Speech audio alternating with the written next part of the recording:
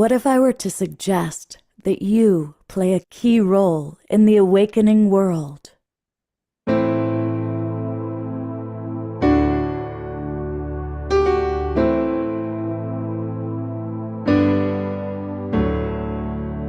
that you are watching this because you have heard the call.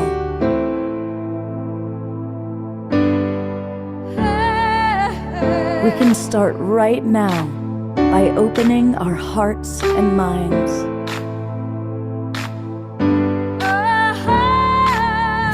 Welcome to the awakening world.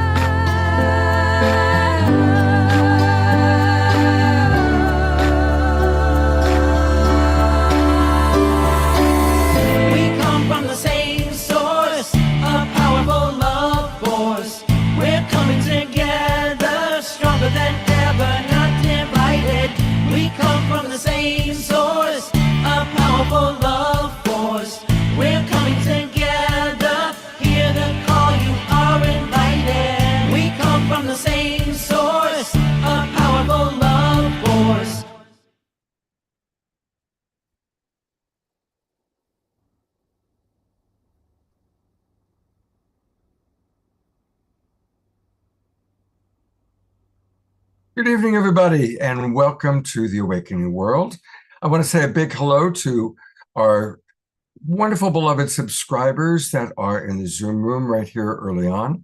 I want to welcome all of you watching on Facebook and YouTube and give a big shout out to our friends at the Sign Network. Thank you so much for putting this out to all of you, hundreds of Facebook groups and pages. I know a lot of you are like, wow, what is this thing that kind of popped up that I'm looking at? Well, we are the Global Peace Tribe. We are the Awakening World. This is a show that is every Wednesday and Saturday night, and we are here to provide inspiration and information. And tonight we are celebrating our favorite festival of the year is coming up. You know, the biggest festival, which we always promote and did several shows around, was the Conscious Life Expo. But our favorite personal is the New Living Expo. And it's happening next weekend. A lot of us will be there. Almost all of the presenters you're going to see tonight are members or are going to be presenting at the Expo. And so let me tell you a little bit about who we've got with us. First off, we've got Debbie Dashinger, and she's brilliant. By the way, Debbie, I really enjoyed watching you moderating panels at the Conscious Life Expo.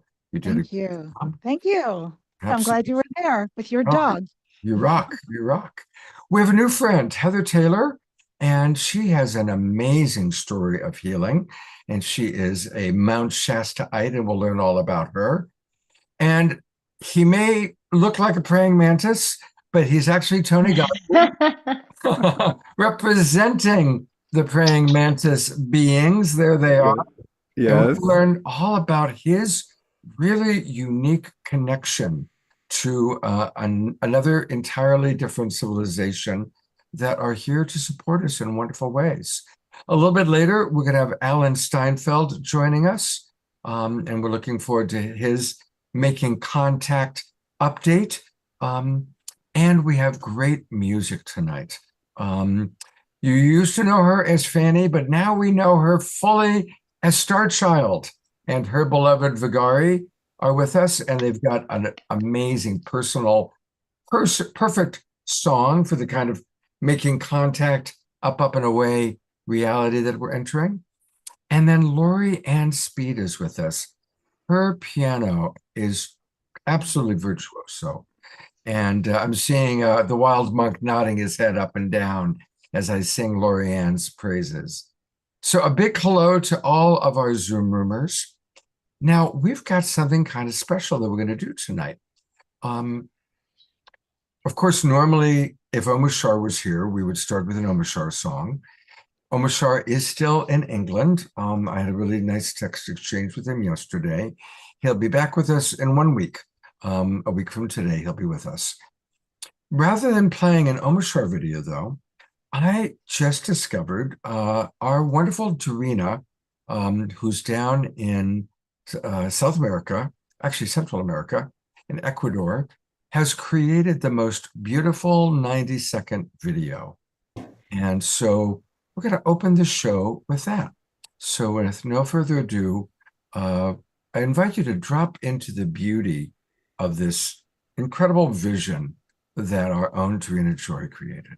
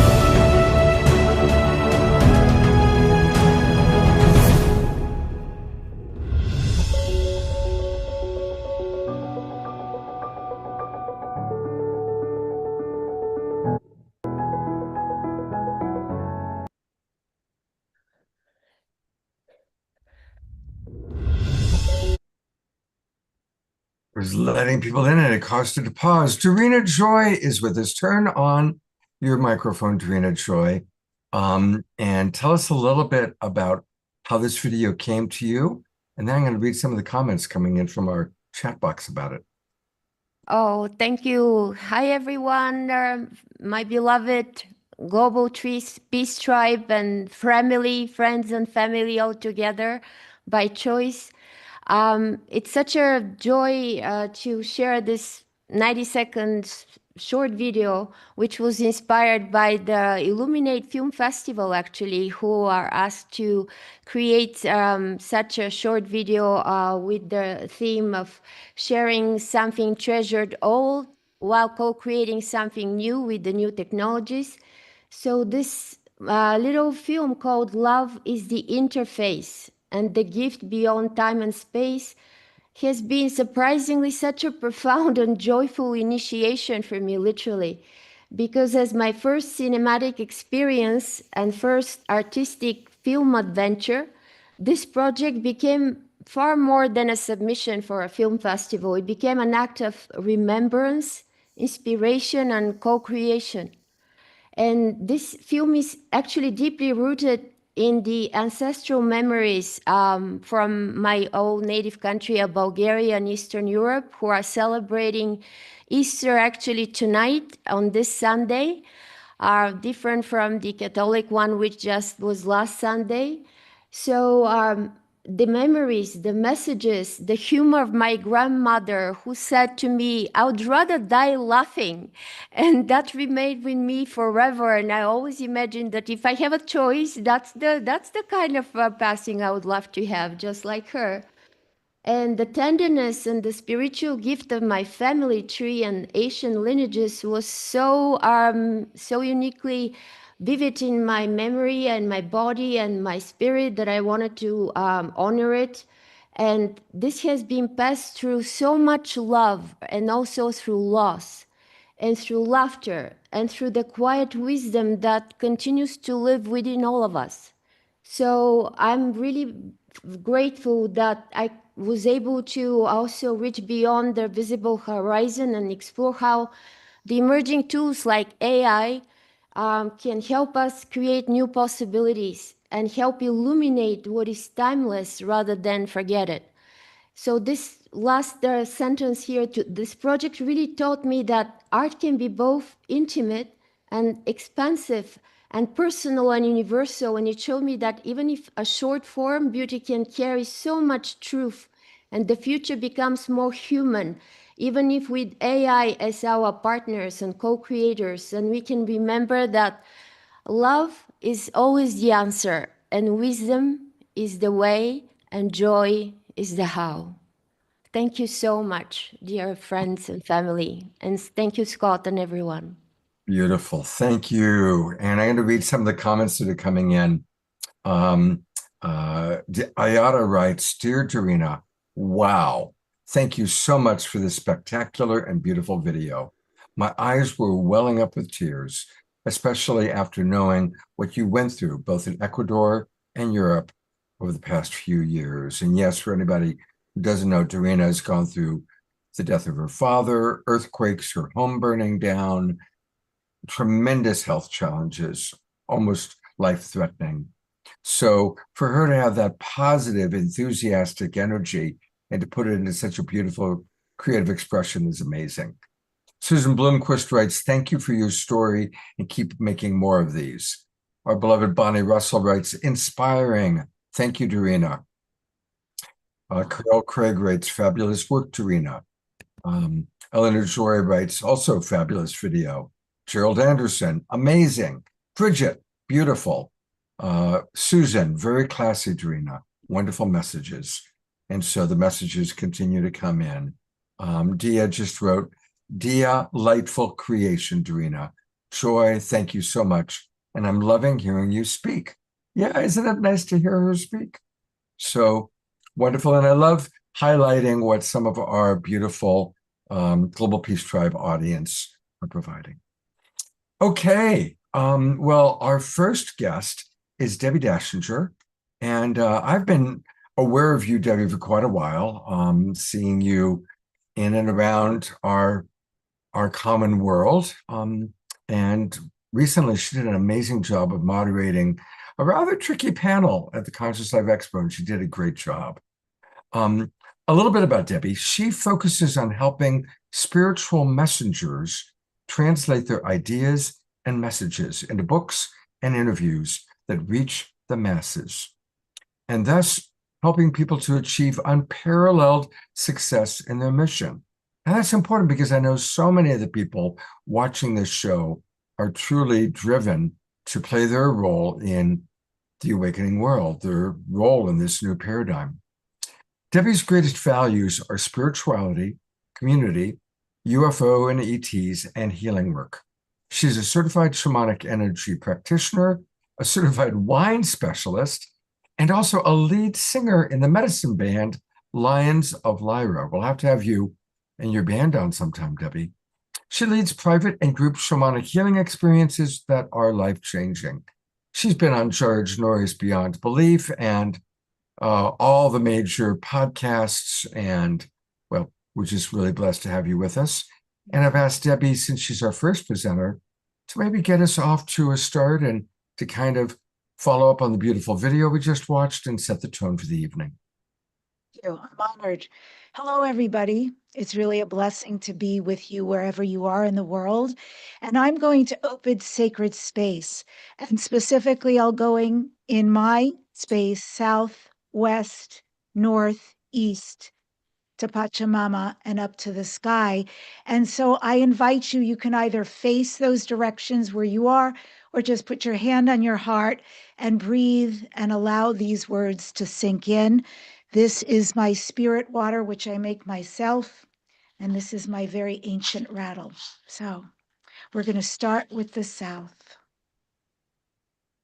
Are you on mute? Everybody, please remember to keep yourselves muted.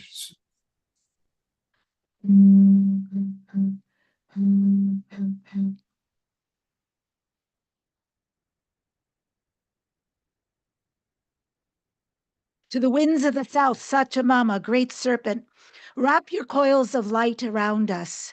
Teach us how to shed our skin and our past the way you shed your skin. Show us how to walk the beauty way as you do, belly to the earth. Thank you for all you give when you let go of your skin, our past, in one fell swoop. We aspire to be the same. Aho.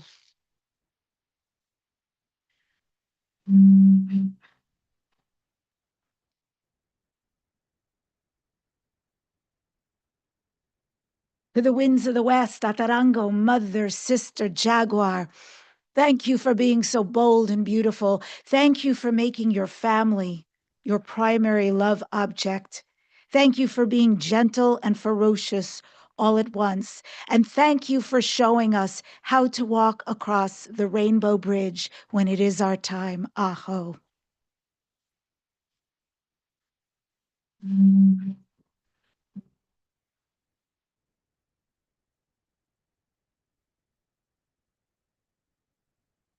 To the winds of the north, Sarwa, Ginti, royal hummingbird, thank you for reminding us to drink of the sweet nectar of life. Thank you for showing us how to be still amidst the chaos. Ancient ones, come and warm your hands by our fires. We honor you who have come before us and you who will come after us, our children's children's children. Aho.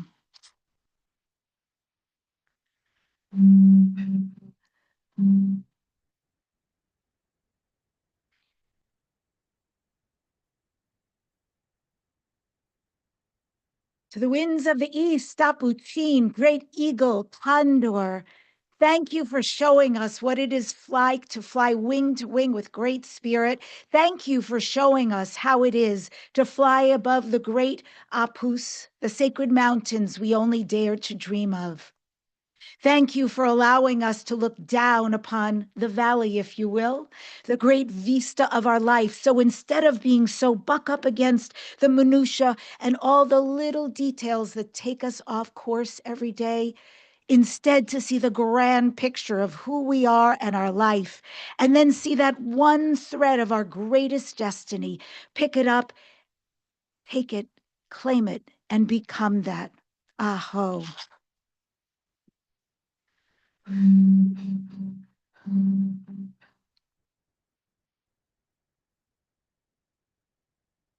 Pachamama, great mother, Madre Tierra.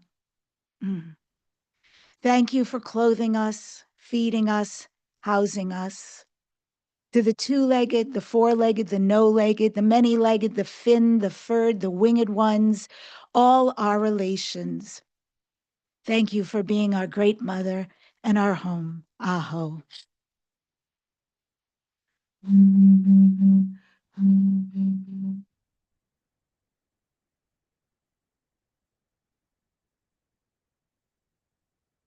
Father Sky, Grandmother Moon, to the great star nations, to our galactic brothers and sisters, thank you for shining your light on us, whether it is the moonlight or the sunlight, yet one more day.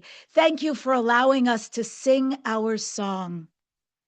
And thank you for allowing us to be your beloved children, because we, each of us, came here to fulfill a great mission in our own way, to be the piece of the puzzle of heaven on earth at this very auspicious time on the planet. Thank you for being with us every step of the way. Thank you for activating yourselves at this amazing time in history and for activating us as well. We honor you, we love you, we treasure you, and we are so grateful to walk this journey and sing our song one more day. Aho. This sacred circle and this sacred ceremony tonight is now open. Aho. I'm going to go to gallery view for a moment. Let's just send Debbie some appreciation for such a beautiful opening. Thank you so much, Debbie. And Debbie, share with us a little bit. I know that you have worked quite a bit with Neil. You do programs on Portal to Ascension. And we'll take a look in a few minutes at the channeling course you're doing. But since Neil can't be with us, he was going to be with us and something came up. Share with us a little bit about your experience of Neil and the wonderful things he does in this world. Yes, it's my one word if I had for Neil Gaur. And by the way, his last name, Gaur, is more like Om, right? OM. So it's actually in Indian pronounced Gore. Just thought I'd add that. So he's one of my closest friends. And we went from me being a speaker at his various events to realizing there was so much cross pollination between us. We wanted to co create. So we've been doing a lot of that, and it's magnificent. He is a young buck who is really here at the right time. I am so excited of all the people on the planet who could have purchased New Living Expo when Kenny decided he was going to retire and sell it, that he and his wife chose Neil. They chose well. Neil is so special, so deeply tapped in to the spiritual, to the extraterrestrial, to the ancient civilizations, all the magnificent conversations we love to have. And he is taking a paradigm that has worked well, but imbuing it with 40-something-year-old energy. All new speakers, music like we've never had before, vendors we've never had before. This is set to be a really auspicious event. There's so many of us about to fly up next week and just have a hell of a time with our community, but also growing and sharing. And I, for one, am looking forward to it. I just came back from Greece and Turkey, 2.5 weeks with Neil, and I'm barely home and I'm turning around. I'm getting back on a plane, and we're all going to meet up in San Rafael, California.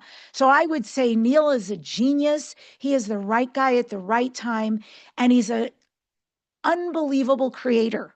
What he puts out online constantly and live events, it's very rare to find a content creator who puts out so much and puts the light, the spotlight on so many amazing people, amazing voices. So he's magnificent.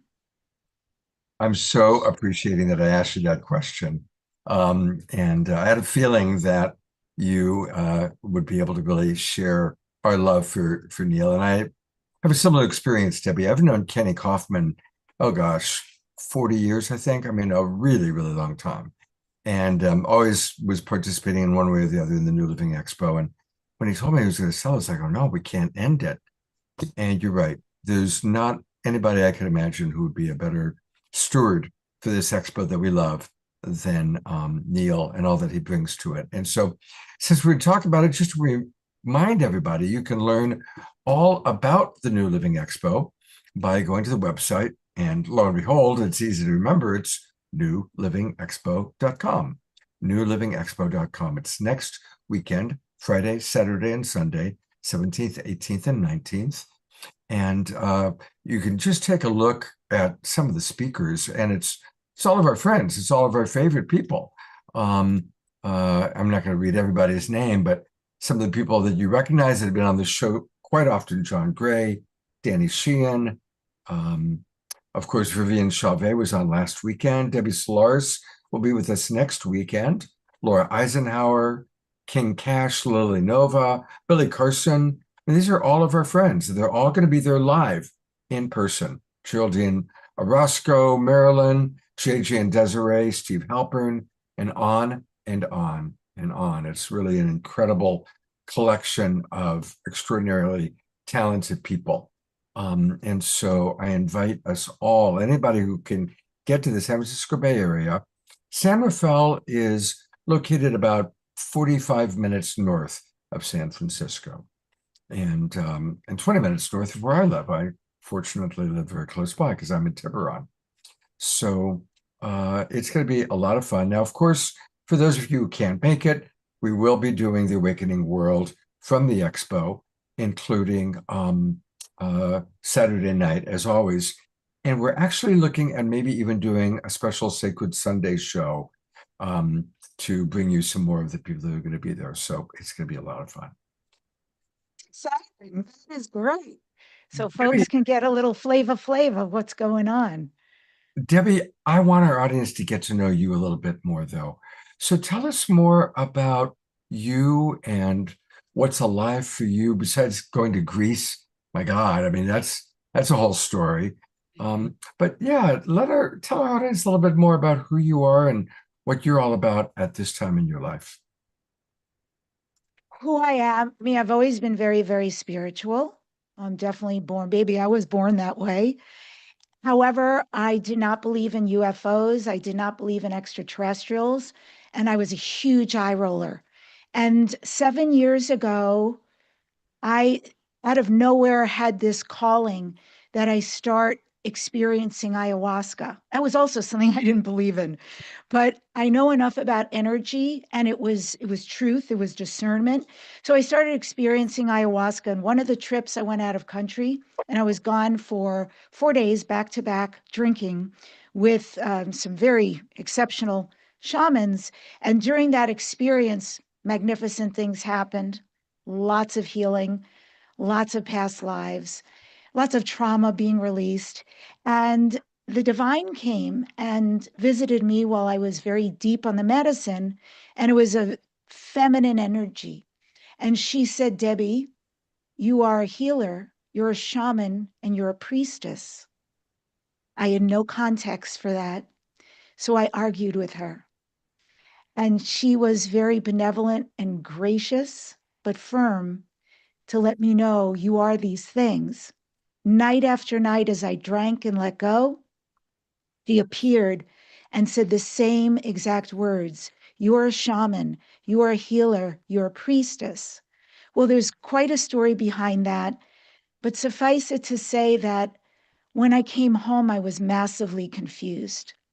And somebody gave me some regression sessions. And in those regressions, I absolutely saw several lifetimes as a shaman. Quite beautiful.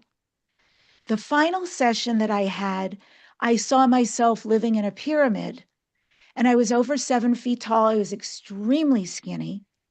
And I spent what felt like a day with this beautiful being, this aspect of me. And before I left, because she was so potent, I'd never seen anything, anyone create like she did. I had a question for her, but it was filled with assumptions about what I was seeing and experiencing her. And I asked her the question, and she shook her head and she raised her finger and she telepathically said, I'm not from here. I am from another galaxy. So I came out of that session and mind blown, all this separation I had had around UFOs and ETs, I come to find out I am that. I am multidimensional, and I have had lives, am having lives right now in other places, galaxies. And again, truth discernment was so powerful. I was 1,000% in and hungry. I'm a journalist. That's my nature, curiosity, researching. And because I've been doing a podcast and radio show for 19 years, Dare to Dream, I had the platform to ask a lot of questions of some amazing people who are very edifying. And at the same time, I'm researching, I am getting galactic Akashic record readings. All of this, I'm immersed in this world and at a voracious rate, but I was able to receive a lot of information. And as soon as I call that coming online, as soon as I came online, I started seeing UFOs. I had some profound UFO experiences on freeways with other people in the vehicle. No other truck or car saw this UFO. In sacred land out in Arizona, I had spheres reveal themselves to me, not angel orbs, literally species spheres. Driving from LA to San Diego, I would see UFOs, and then I started receiving the visits. And the visits were in an ethereal state, they were in dream state. I was being met by my lion family, the Lyrans. I was being met by the Elohim, the beings of light. And there's a lot of love there. And all my experiences have been benevolent, very caring, very loving. And there's no doubt that there's a team that looks after me, as you said in the beginning, Scott, books, PR, taking books to international bestseller. That was my wheelhouse. That's what I was known besides from my podcast. But 7 years ago, and right after I did my shamanic certifications, I started receiving invitations. The World UFO event in Mexico City asking me to come speak, and I wasn't pitching myself. And I thought, well, that's very strange, but okay. And I'm getting ready. This is quite a long time ago now, but I'm getting ready to go to Mexico City. And all of a sudden I get an invitation from Gaia TV. We'd like to interview you. I'm like, I'm being punked because I know how to do this and I'm not doing this. What is up? And I write to Gaia and it's sincere. They know about me and they're inviting me on. And so it has been. Many of these outlets, many of these radio shows, podcasts, TV. And I just surrendered. I've gotten a lot of knowledge that there is a contingency of galactic beings who are seeing after me, who are asking me to use my voice at this time to share about this and so much more. I talk about Middle Earth. I talk about what's really on in the earth, what's really going on in the oceans. I talk about what's going on in tunnels beneath Egypt and many other countries that were created for these giant ancient beings. And there's so much, but it's lit a fire in me. I am incredibly grateful to ayahuasca and to myself for doing this, because I think they really wanted to reach me but didn't know how. And my ego had to be dead. My heart had to be open to receive all of this and to start on this path. And today, shamanism, extraterrestrials, this really is what I do, what I speak about, what I am about. And I'm so grateful to be a representative for all of this. Beautiful story. And a reminder that we all are multidimensional beings. The blessing, Debbie, is that you know it, you've experienced it. And I'm grateful that in my life I've had a few experiences of my multidimensional self. And I'd love to invite some of our audience members, if you've experienced your multidimensional self, it might be what we would call a past life or a future life, or even a parallel reality, or yourself in the astral plane, pop in the chat box. I'd love to read some of the experiences that you've had. And what's wonderful, Debbie, is someone like yourself who started as a skeptic and then have these experiences, and then you're willing to, speak about them, makes it safe for other people to know that when they're having that multidimensional experience, they're not going crazy. They're just becoming aware of another part of themselves. Yeah. George Norrie used to ask me, well, what would you say to someone who doesn't believe in this stuff? And I would say, George, I get it. I have a lot of compassion because that was me. But it doesn't mean that the other side of a breath or the veil, that this will not be an unfolding for you. I believe people are awakening at a mass level right now. We are right on course at this point. And a lot of people, when they're awakening, it's not with resistance. It is not with a lot of, oh, I have to figure this out. And what does this mean? And most people are immediately in. They may need to do some adjustments and connect with some people, but they really are feeling the full truth of who they are. And I'll also add, Scott, when you were talking about asking folks, the beautiful people out there, all their experiences, one of the things that I have a lot going on right now is in my dream state. Be interesting to see if people understand this. It's been happening to me for years, and it happens in clusters, meaning night after night after night. I'll go to sleep and I will find myself in a different lifetime. Of course, when I'm in that lifetime, I don't know that. That is the lifetime. I'm in a completely different aspect, generally way more advanced than when I am here. And it's very beautiful. And when I wake up here in Burbank, California, it's a little foggy. it takes me a bit. There is this sort of netherland I'm in, and it's not a bad fugue. It's not a bad place to be, but I'm very aware that I'm still bringing the aspects of me back here, and that this me here in this 3D world we're all in is wanting to move forward, get her coffee, wake up, feed the dogs. And it's incredible to be able to pop out of this life and go be in another life for a while. So I'd Mm. love to hear if people have that as well. Yeah, so please don't be shy, everybody. Pop into the chat box, or if somebody wants to speak, raise your hand. You just press that little button and you get the raise hand thing. Yeah, it's true, Debbie. When we have a lucid dream experience, we're operating at a higher vibration.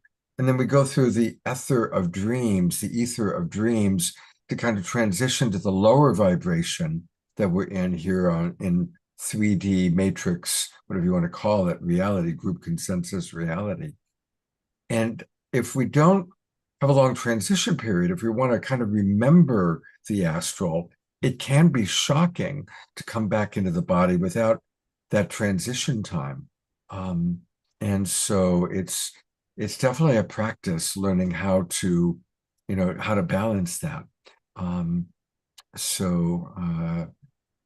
Would love to see here we go. Oh, Christine Hodel, who is a wonderful friend. She's a reverend. She writes, I woke up to multidimensionality 43 years ago, along with huge healing and awakening skills and powers. This is it. And I've remained with this as I go more and more toward awakening to total source. We are huge. We are amazing. And I think that is it. When we go beyond just the egoic, and you could say the soul self, and really remember that we are one with everything, it's really quite extraordinary, and mind-blowing and humbling. It's kind of both. Eleanor Joy writes, I don't recall experiencing a multidimensional life, but I became very aware that this is a reality about 15 years ago. Connie writes, wonderful sharing, Debbie. Thank you. We would love to capture your beautiful articulation for our Cosmic Contact episodes. And yes, definitely connect with Connie and Andrew. I hosted their first episode that they had last night, and then Danny Sheehan and about 4 or 5 of our favorite presenters on that. And then a wonderful live discussion with Patrick McCullum and others who came into the live audience. So definitely that'd be fun for you to connect to. Yeah. All right. Well, I want to let people know about something that Debbie and Neil are going to be doing. Now, of course, as you all know, we've been collaborating with Neil and Portal to Ascension for many, many years. He started that around the same time we started this show. And so Portal to Ascension is Neil's platform. And Debbie, tell us about, speaking of multidimensional, tell us about this amazing course you're going to be teaching. You. I don't want to use the word obsessed, but I love channeling. I have a lot of discernment also, I might add, around channelers, because I feel like these days a lot of people say they channel and it just doesn't always vibe for me. But I've been doing what I do a long time, the podcasting and the events. So I am privy to a lot of extraordinary people. And they've changed my life, by the way, complete masterclass to be able to sit with an advanced being, whether from this civilization, a collective, or another civilization. It has changed my whole world. And the access to the information I get to have. Wow. It's beautiful. You should see, I'm always keeping a little thing in my iPhone, questions for channelers. Brrr. It goes on and on. So when I get to engage with a channeler, I ask questions about everything that I'm really curious about. So Neil and I decided to do this 9-week intensive. And we're going to be doing the orientation and the activations in the beginning. And then the first 4 weeks, you meet 3 channelers once a week. and each of them will be doing channeling sessions. Now, all the amazing people involved know that they're bringing brand new information. This is nothing they've shared anywhere else. And that this has to be very relevant for anybody who is coming live. These are live and these are online. And we handpicked each of these people. And when those 4 weeks are complete, we're heading into the next 4 weeks where, guess what? We get to learn how to channel. Each of these magnificent, highly qualified people are going to teach us. And I love, speaking of multidimensionality, that each of them has a different way of teaching us how to do this. I'm excited about it because I had Rob Gauthier, if you know who he is. He's an amazing trance channeler of thousands of beings, once become Lyran beings, my family, and tell me, you are going to start channeling. And we know you're excited, we know you're afraid, but you are going to start channeling and it's going to be big for you. And then brum, off he goes. And I'm like, what do I do with that?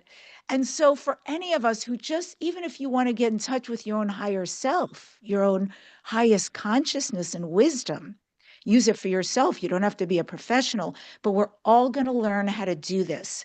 And some of these channelers are going to be doing live Q&A.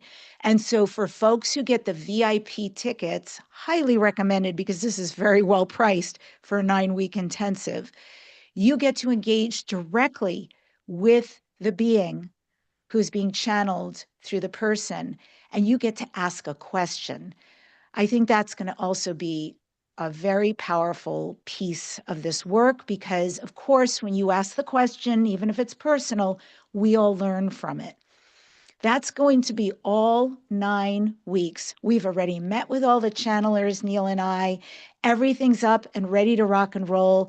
This rolls out on Thursday, April 23rd. That's the first night. And then it is every Thursday until about mid-June. And so I would recommend you get your tickets if this feels exciting, if this speaks to you. I always say, forget about the how. That's how I did my entire shamanic training. Because I used to think, how am I going to do this? How am I going to, on top of my life? And I would think, stop, just stop. This is divine. If you're guided to be here, just say yes. Everything always works out because this is for you. Beautiful. And I put the link into the chat box.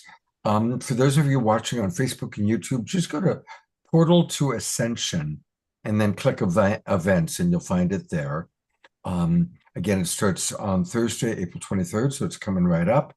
And all the details of how you can register, the different options are right there. And a course description. And wow, I mean, look at all the different channelers, including a lot of our favorites, AJ and Tom, who are going to be on the show next week, by the way. And looking forward to meeting them in person. And of course, the hosts, there's Debbie and our beloved Neil. And oh my God, you got Viviane Chabet, who we love. She was on last week. So this looks like a great course, Debbie. So if you don't know who these people are, I mean, they're big out there, just, leap of faith, but we'd love to have you. Anybody in Scott's world is big in our world. Thank you so much for Debbie, talking thank you about for it. being with us tonight and getting us off to this beautiful start. And I look forward to meeting you in person. Let's find each other and give each other a hug next week. Sounds beautiful. Will your doggy be there? Absolutely. She comes with me everywhere. All right. Everybody knows me forward for to a two little things, the long hair and the dog. That's like the things that people remember. Yeah. All right, Debbie. Thank you so much. Mm. All right. Well, it is time for some music, and I'm really grateful. With Omar Shah in England, I thought we got to have really special music for tonight. So we've got two of our favorite musical artists, Lori-Ann Speed, who we're going to see in a little while. And right now, we're going to turn it over to one of our favorite couples, Starchild and Fagari. There they are. Hello, beautiful ones. Hola, hola. Greetings, everyone. Now, where are you geographically right now? We're still in Duncan, one of the smallest cities in Canada. located on Vancouver Island. Wow, wonderful. And you've created an original song that's perfect for the theme of tonight's show. It is. It's called Spaceship in the Night. It's really fun to play, and thank you for giving us the opportunity to play it. We've been having fun together and creating the magic that creates the opening for a beautiful space and energy and love and light. So here we are. Tuning into our multidimensional selves.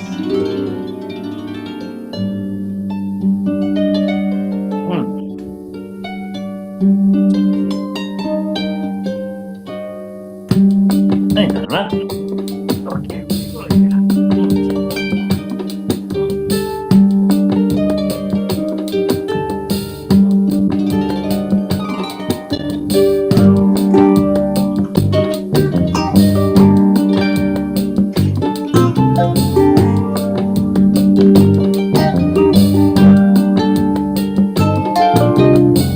Plentiful, plenty bright.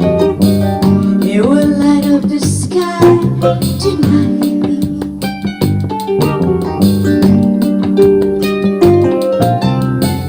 Slightly bigger, slightly brighter. Starship in the sky above the earth.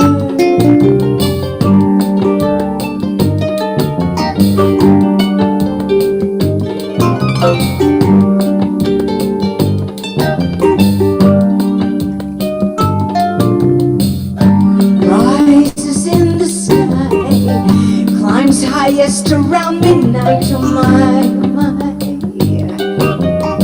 Sky watchers, enjoy the spectacles, enjoy the full color.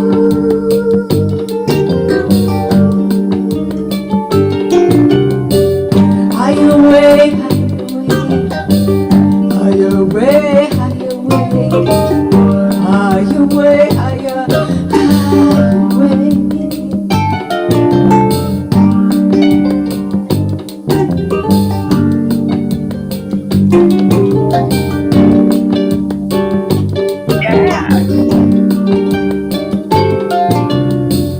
It's a mystery, a higher frequency. Star beings from across the galaxy. Presence of the Pleiadian and universal guardians. Emissary of light in our sky.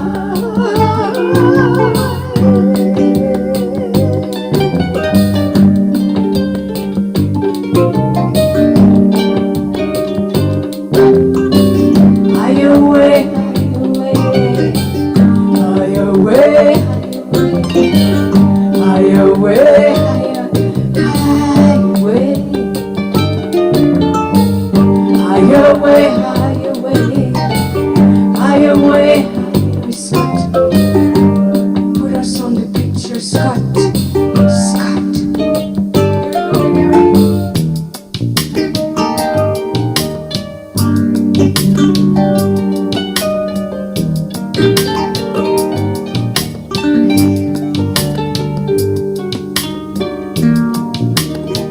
Be aware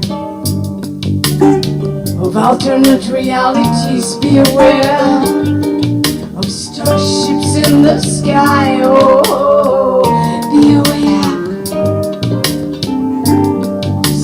Star beings from across the galaxy. Be aware, be alive, be awake.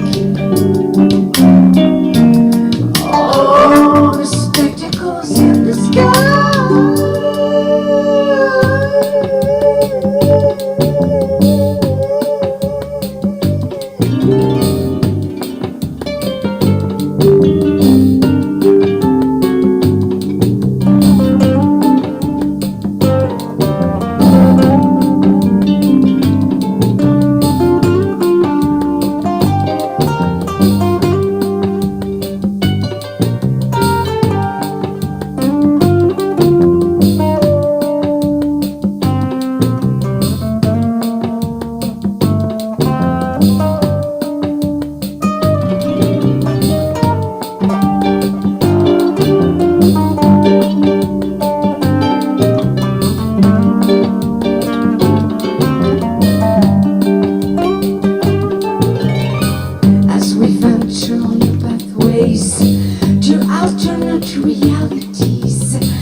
opening up the doorways of true communication with our brothers and sisters from across the galaxy. Oh, yeah, yeah, yeah, yeah. It's time to set the stage for meaningful interaction as we graduate to higher frequency of oneness, for all beings, of oneness for all beings.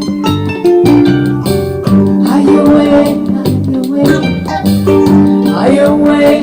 higher way, higher way, higher way,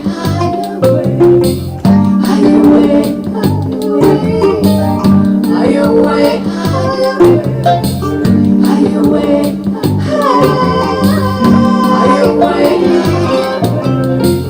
higher way, higher way,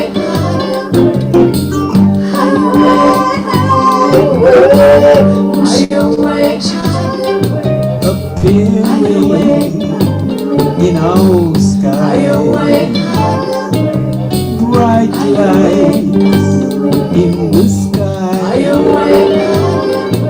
arriving from far away, through the pathways in the sky, higher way,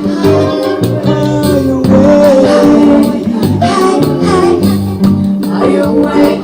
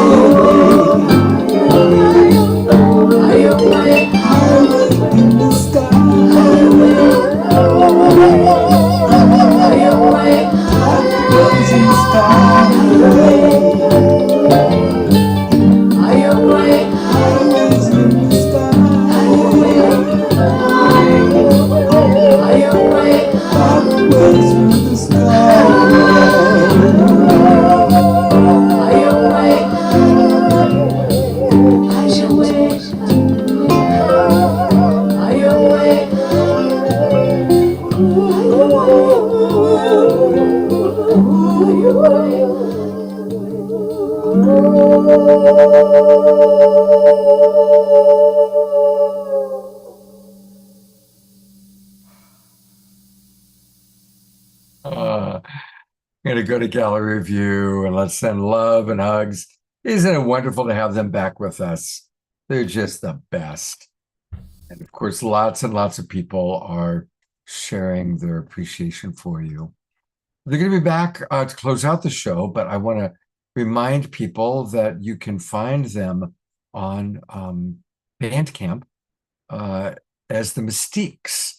The Mystiques 1111.bandcamp.com. That's the album that I bought, Awaken 1111, and it's a beautiful, beautiful album.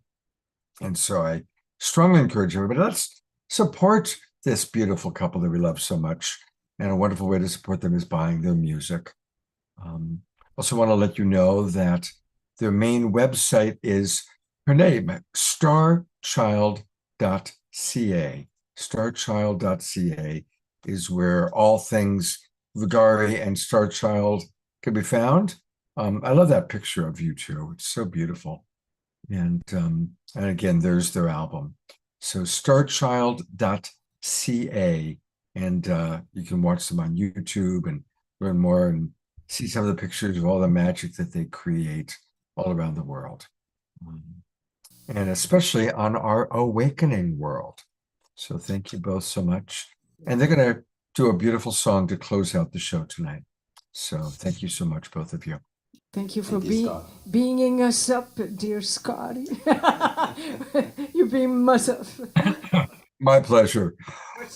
Well, I believe if Alan Steinfeld is here, there he is. Alan is, of course, I call him Mr. Making Contact. Making contact right there. And He is in the know. So, Alan, we've already talked a lot about the New Living Expos. Don't really need to do that. But I would love for you to share with us what's the latest, what's happening, because so many things are happening so fast, and you've always got your finger on the pulse. What can you share with our audience? Well, there seems to be some movement underground in Congress. A lot of people are meeting behind the scenes with Tim Burchett, the representative from Tennessee. He just said he had a briefing by insiders, and what he heard would just blow people away. He said they wouldn't be able to sleep. Of course, that's him coming from a very limited background. He's not used to the kind of information we've been hearing for the last 10, 20 years. So like just hearing that there are aliens here, they're among us, that's something the ordinary person has a hard time wrapping their head around. But for us, it's like, okay, what else is new? So there's that movement though. So, you know, there's striations of people awakening to this phenomena. Suddenly, yeah, now it's caught on in the mainstream. Spielberg's movie is being released on June 12th, which is, you know, bound to be a blockbuster because, you know, just their trailer alone got 30 million views in one day. So, and oh yeah, we're going to try to get Captain Ron on from Contact in the Desert. So that's big on the horizon. A lot of good people coming to Contact in the Desert. Another thing that's new or not so new is that our good friend Nick Pope has passed. You heard that. Yeah. In fact, I'm remembering now that you and I talked about doing a little bit of a tribute for Nick. And I don't know if you've got any videos. I do think I have something I played at the last conference of Nick, who he actually wrote the opening chapter to my book there. And what he, you know, and Nick worked for the Ministry of Defense and in England. And there were secrets he had that he probably took with him to the grave, which is unfortunate because there's no need to hold on to secrets that could benefit people. But he had a lot of integrity. And so because he was sworn to secrecy by the Ministry of the Defense, he never divulged what he was told as part of that. But since he did write a chapter from my book, I do have a little section where he just kind of pays tribute to the book. You want me to show that now, Yeah, Scott? let me just say a word about Nick, and then please play. I'm going to make sure you have your screen share and your sound on. Yes. I met Nick when I was working on The Paranormal Borderline and on Strange Universe. And we had him on the show. And of course, as Alan said, he lived in England. And he was a very thorough, and he was one of our favorite voices because he was very educated. And he handled it really like a journalist would handle it with his military background. And so he was a great voice for sharing. I'm trying to remember, he talked a lot about, what was that famous case, Alan? The Rendlesham Forest, 1980. That's the one. That happened. He was one of the main investigators there. This was a 3 nights, a UFO touchdown, which was a joint military base between the British and the Americans, and it touched down on the American soil. And there were a couple of people that touched the craft, and one of them got a series of zeros and ones that turned out to be sacred site locations around the planet. This was Pendleton. Pennison was the guy's name. There's another guy who had severe health issues. I've got his name. What was his name? Linda Moulton Howe also worked with him. It was a major case. It's sort of like the Roswell of England, Rendlesham Forest episode. And Nick was a big part of that investigation. I think co-wrote a couple of books about it.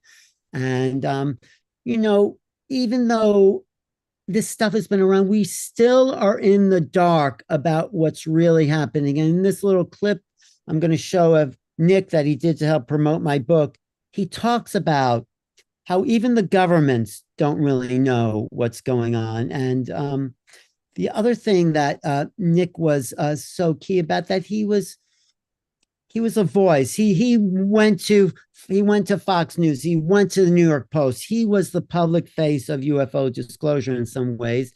and was quite a good spokesman. And what a nice guy. I have to say, he was a very, very decent person, even though he kept secrets to himself. Actually, in the chapter he writes in this book, he starts with every book has to have a villain, I guess, and he calls himself the villain because he wouldn't reveal what he did know.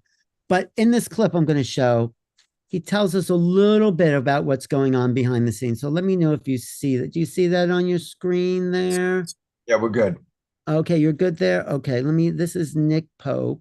Okay, here he goes. And me interviewing. None of us own this subject. None of us sits as final arbiter on this.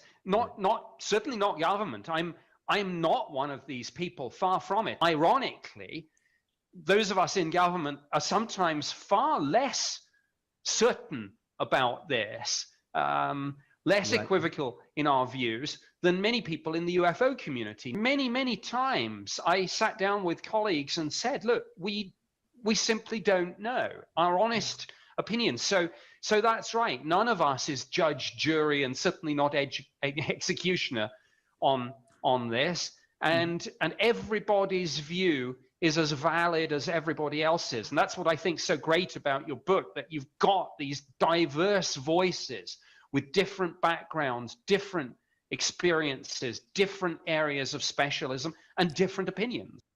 Right. So that is Nick just being a very honest, sincere face. He was on Ancient Aliens a lot. He did the Ancient Aliens tour. He was a big force in this community, and he is very, very missed because he held up a standard which, maybe people didn't agree with, but it was still a standard. And I'm seeing that even the main newspaper in England did a whole article about his death. He passed last week from cancer. He was only 60 years old, 21 years as a civil servant, but willing to really come out. And you're right, he was one of the good guys. So maximum grace, and imagine all that he knows now where he is. Right, exactly. And I think Contact in the Desert, if you look at their website, they did a nice tribute to Nick Pope. And we're going to get those Contact in the Desert guys on in sometime in May to talk about this great conference. I think it's probably the best UFO conference in the world. They have major players, especially this year. They have a couple of government insiders there. They have this guy, Jeff Nutritelli, who testified in front of Congress. They have George Knapp. They have, of course, Richard Dolan. They have me and the Hertogs. And all this UFO stuff inspired the song I wrote. And did you hear the song? Yeah, you're going to play it, right? You're going to play it first? I am going to play it. This is a... But before you do, real quickly, since we're mentioning Contact in the Desert. Yes. You can find it, everybody, at contactinthedesert.com. Alan will be there. I'll be there. It's going to be really, really quite special. Jacques Vallée, Close Encounters of the Third Kind, that movie, was based on Jacques Vallée. And he was a consultant to Spielberg on the film. I mean, he's a real old timer. So to be able to be in person with him is quite special. So anyway, you can learn all about it. There's Captain Ron, who will be on the show sometime in May to promote this. So, but now's a good time to buy your tickets. So encouraging everybody to buy tickets for Contact in the Desert.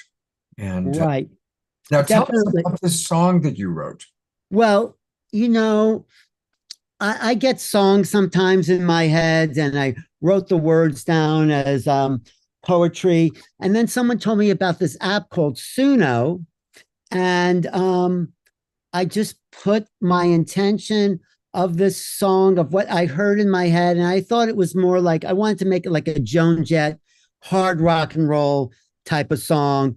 And I was shocked with what Suno came up with. Of course, a lot of people, including Omashar, are a little upset with Suno because they work so hard, spend so much money to compose a really great song. And, this song, it's $8 a month to make as many songs as you want. So I'm not saying that I'm a songwriter, but it just came out exactly how I imagined it to be, never suspecting there would be an AI app that can help me express the words that this song encompasses. So this song is called Did You See It? And I played it for Danny Sheehan. I said, Danny, let's make this the Disclosure anthem. He kind of laughed it off, but it's kind of a fun. I think it's great. Now, there's no visual with it. So Yeah, I know. I'm going to go to gallery view while you play it so we can all kind of just watch each other's reactions to But it. is there any kind of setting I need to do on my Just make sure that you've got share sound clicked. share sound? Okay, let me. Well, I'm just going to play it. In other words, Right. start playing it on your computer, Okay. and then the same way you just share screened Nick Pope video, you share screen the audio from that as you're playing it, but you share screen it so it comes through. Okay, let me see how it goes. Let's see how this goes. You don't hear that, do you? No. All right, so I have to share screen with my music app, you're saying? Yeah, open it up on your computer so you're playing it, and then the same way you share screen. Okay, I get what you're saying. I think this is what you mean. Okay, there, you see that? Yep. Yep. Okay. Okay. Now let me put my sound up a bit. Okay, here we go. And let me try it again. Did you see it? You hear that? Yes. Good? Yeah, but a little bit louder. Did you see it? Did you click share sound when you put it in? Here it is. Okay, here it goes. Here we go. Did Yeah. you see it? It won't be long. Did you see it? You jump onto this song. Are we the masters of the earth and masters of our fate, or the puppets of history? We just have to wait. Did you see it? Hey, you out there in space. Come on, baby, we are the human race. Hey, it lost scary alone. Let me see your face. Hey, baby, back to my play. Wanna see it? What's the last chord? Hey, man, don't be a bore. Hey, people, let's get some more. Hey, humans, what's this earth for? Did you see it? Did you see it? Did you see it?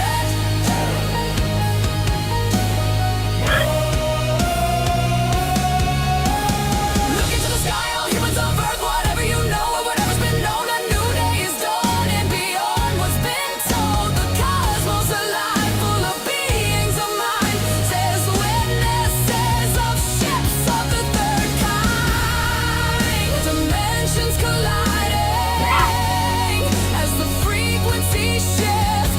Old fears are suddenly fading.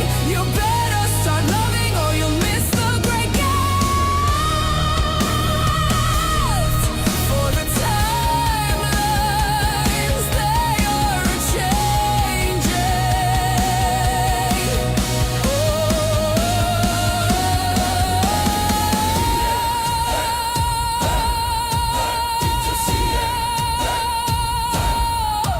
Did you see it? Once more. Did you see it? Who's keeping score? Let's love and bring it all to the fore. Hey, government, bring on the truth. Hey, Congress, let's stop the shoot. Hey, media, give us a choice. Hey, people, maybe they're here, beware or rejoice.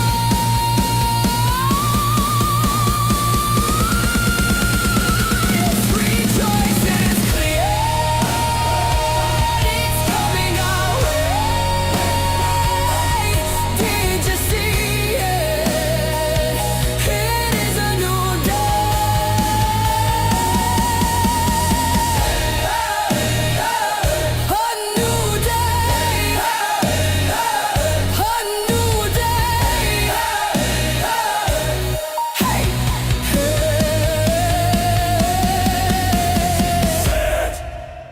Did you see it?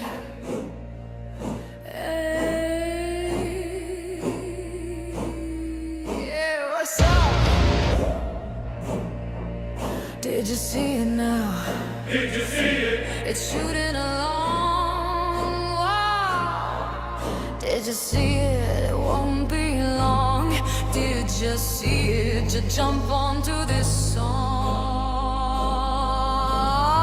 Are we the masters of the earth? Okay. Woohoo! It's a little heavy rock. I loved it. Let's. I'm sure there's gonna be some messages in the chat But box you about it. know, it'd be really great if I could get a singer to actually perform that at some big UFO rally. That would be very satisfying to Yeah. get a major sing. I have more that I'll play in some other shows. The Suno's been really good to me because Suno is amazing. Karen S, who's in our audience right now, she made for Martin Luther King Day a beautiful song, very global peace tribe oriented. And oh my God, it sounded like Judy Holliday singing it. I mean, it was amazing what Suno does. right. I have a song that sounds like Frank Sinatra. I want to play you next time. It's called Impossible Things. Actually, I'll put that in the chat here so people can listen to it because I know you have enough music on this show, but this is my favorite song I've written. And I wrote this thing called Impossible Things based on that Julie Andrews songs. These are a few of my favorite things. Right. And it came to me years before Suno and said, oh, well, how am I going to make music like this? Because a production like you just heard would cost like $50,000 in a studio or more. That Right. cost me $8 a month to do this. And so this Impossible, this was sort of my favorite, but I'll play it on one upcoming No, show. let's do it next week. Let's do it next Saturday. Impossible Things. That is and then I just made a short 90-second film for the Illuminate Film Festival, the Micro Film Festival, based on an interview I did with the Malmos that I turned into poetry through ChatGPT and then put into Suno to write a song for. And I illustrated that, their words in the form of a music video for Illuminate. Do you have that? Is that video done? It's done, but I want to see if Illuminate accepts it for their festival, and then if I'll show it if it does or it doesn't. But Great. Yeah, and we always collaborate with Illuminate. So yeah, the chat box is suggesting Eden to sing that song for you. Can she get really wild and outrageous like that? Oh yeah. Oh yeah. Let's do it at the New Living Expo, which is going to be a great. But Eden's coming with me to the expo. We're going to be hanging out there together. So let's all three of us have lunch and talk about it. All right. I'd love to see someone like Eden do this song. That would be, I mean, we can go to all the big UFO conferences and perform this song. It'd be great. I think Eden would love it. It's a great idea. So thank you. Kathy, thank you for that suggestion. All right, well, we need to move on. Thank you, Scott, for your time. Adam, Expo. Thank you for your time. Looking forward to being with you next weekend, all weekend long. And are you going to stick around tonight, or do you got to run? Well, I always hear with the Hertogs, if they said if you need a little extra guest to fill in, they're happy to say hello for a few minutes. I would love to have them drop on in. See if they can come on in maybe about 1 hour. Okay, I'll do that. So I'll come back and forth. Okay, thanks. Scott. Great. All right, talk to you soon. Well, we have a new guest, a new friend, and her name is Heather, and she is a bright, bubbly, dynamic being, that's for sure. And so now that's funny. I'm trying to replay. There she is. That's why I couldn't put you on. Now, Heather, I'm noticing that all of a sudden your internet during our presenters meeting, it was great. But right now it's really, really wonky. Can you close any other programs on your computer? Your internet was terrific during our pre-production meeting, but right now it's pretty wonky. And yeah, we can't even hear you. So see what you can do. You know what, while you're doing that for a minute, I'm going to remind everybody that we are definitely wanting to promote the New Living Expo, all the people you're seeing, like Heather, that you're about to meet are going to be featured presenters at the expo. And so if at all possible and you can make it there, it's in San Rafael next Friday, Saturday, and Sunday. And while Heather kind of gets it together, let me tell you a little bit about her. I'll read a little bit about her. Heather Taylor D'Amico is a visionary ultrapreneur, not intra, but ultrapreneur. She's a published author and an intuitive channel located up in Mount Shasta. She triumphed over a decade. She was in a wheelchair and had an extraordinary healing journey, which I'm imagining we're going to hear all about it. And that has inspired thousands of individuals also seeking to overcome whatever challenges they may have. Sound healing is a big part of her work. And she works with many modalities, including a quartz singing bowl. She also has a wonderful partner, Ben D'Amico, and together with the Divine Bowls, she became the first person to infuse an existing wellness product line into quartz singing bowls. So I'm sure we're going to hear about that. They're called the Pure Fect Balance Teas and Sprays, and we'll learn a little bit about that. Hopefully, if we can hear her well. So, Heather, I'm going to try bringing you up again and see, but you need to turn your camera on. It's better. You got me? There you are. Ah, you switched to an iPhone. Okay. Yeah, If you're going to use an iPhone, turn it sideways so we can see, so it fills the picture. There we go. better? It is better. A little bit echoey, but the internet's connection is good. Okay. Do you want me to go ahead and grab my earbuds, or are we good to go? It'll be okay because we need to move on. Time to honor that for you. Oh, you know what? Maybe we are going to need your earbuds. It's pretty echoey. So go get the earbuds. And while she's doing that, I see there's a lot going on in the chat box. So I'm going to read some of the comments.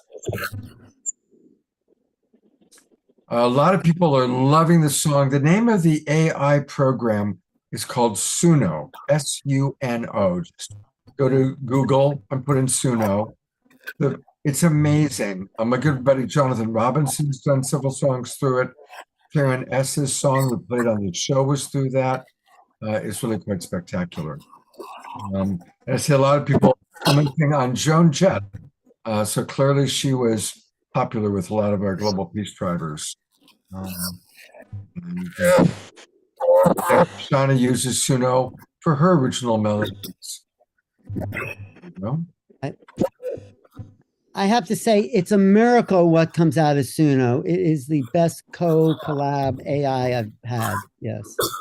Yeah, it really is remarkable. How do you make out there, Heather?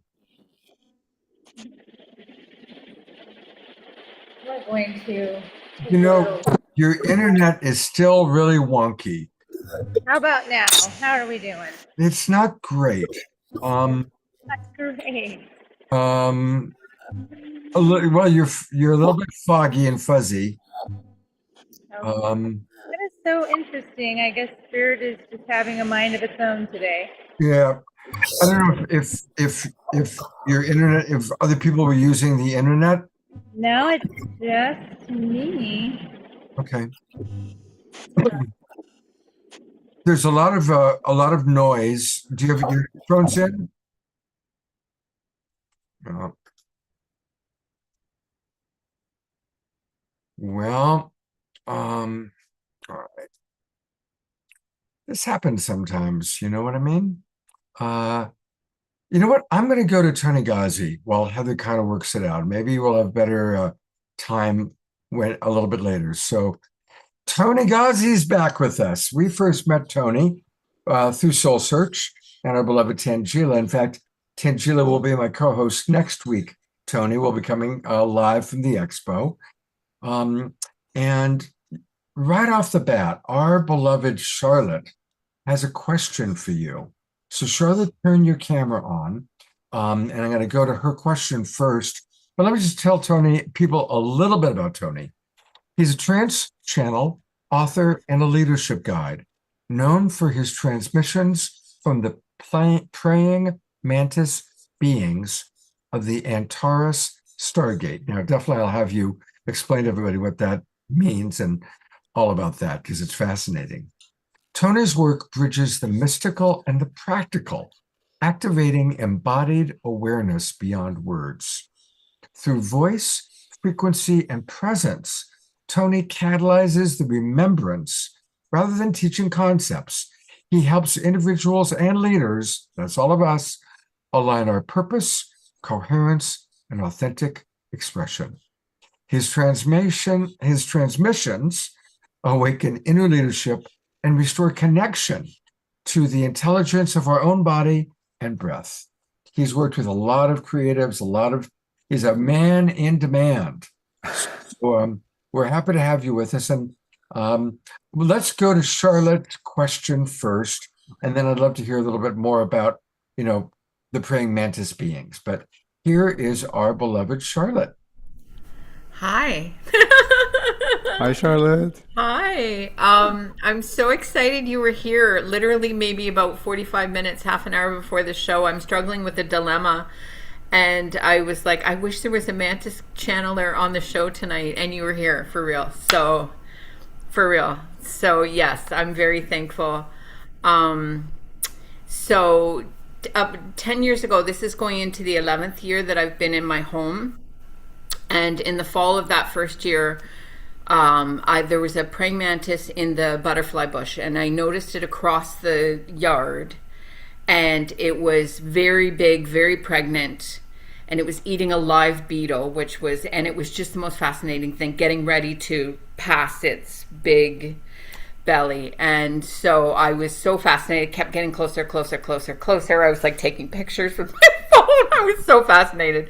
And then all of a sudden she stopped and looked right at me, like I can't even imitate the presence and the directness of and I said, I'm so sorry, I didn't mean to bother you. I'm just admiring you. I just am admiring your beauty, and I promise I mean no harm, and I'll protect your babies, and I'm going to go away and leave you alone for a little bit. But then I came back and checked on her and took more pictures and kind of promised that I would look after her. So generation after generation for the last decade, I have been the steward of, it's a little bit emotional story, but anyway, of her lineage. So like next year I see all the little babies, and like, I knew your mom, I knew your grandma, so on and so forth. Right? So, and I have very much protected them and had a relationship for sure with the mantis nations, and they're very thriving in my very small urban backyard, but very high biodiversity, very alive, I'm very blessed in my little space. But it came to my attention last year in the fall that they are an invasive species. There are this particular type, and they're sitting in the butterfly bush in the fall, and they're eating the butterflies out of the bush. And the monarchs, which are also very special, and I have a very special relationship with the monarchs as well,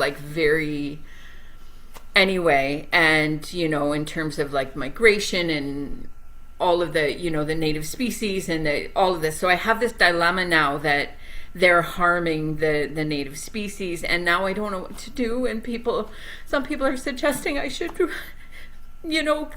remove the praying mantises, and I don't know what to do, and I don't know how to do right by all of the species, or just to leave them. But it's now very stressful because they're big. Like they can not only eat butterflies. Like I don't have hummingbird feeders for a reason, because they could eat them too. Like they're big. Anyway, so I just feel like I don't know what to do, and I want to do right by everybody. And like, have I fulfilled a soul contract? What do I do? Hi, Charlotte. Hi. I'm so happy to see you emotional, because what that tells me is you are connected. Yeah. There is a connection. And when you mentioned that moment where the mom looked to you, even for a microsecond, it was presence. Yeah. Oh, That was a remembrance. incredible. That was a mirroring effect. Listen to me. Welcome to my world. Okay. Praying mantises they jolt people out of the old paradigm. That's at least the ones that I connect with. They are here because, oftentimes we desire to ascend and we want to expand. Well, this is an opportunity. As you're speaking, they said this is the most beautiful opportunity, a gift for you to begin to speak to both species, the butterflies and the insects, and comprehend what's occurring within them really is a reflection of our humanity. That until the day humans, unconditionally love everything and everyone and each other, then that will reflect back in that co-creation. But you do not need to wait for humanity to awaken. Yeah. You can awaken.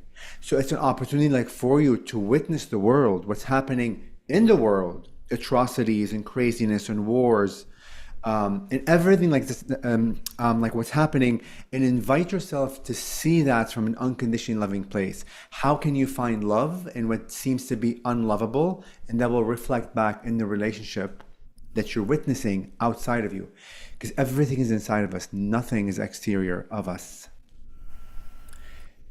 Praying mantises are quite, and I have chills, are quite extraordinary architects of consciousness. They're not even physical like the ones that I connect with, but we need, for our physical mind, we need to understand what that means. We have to have some sort of archetype, right? So the easiest archetype, or the like the most closest vibration, is of like the praying mantis insects.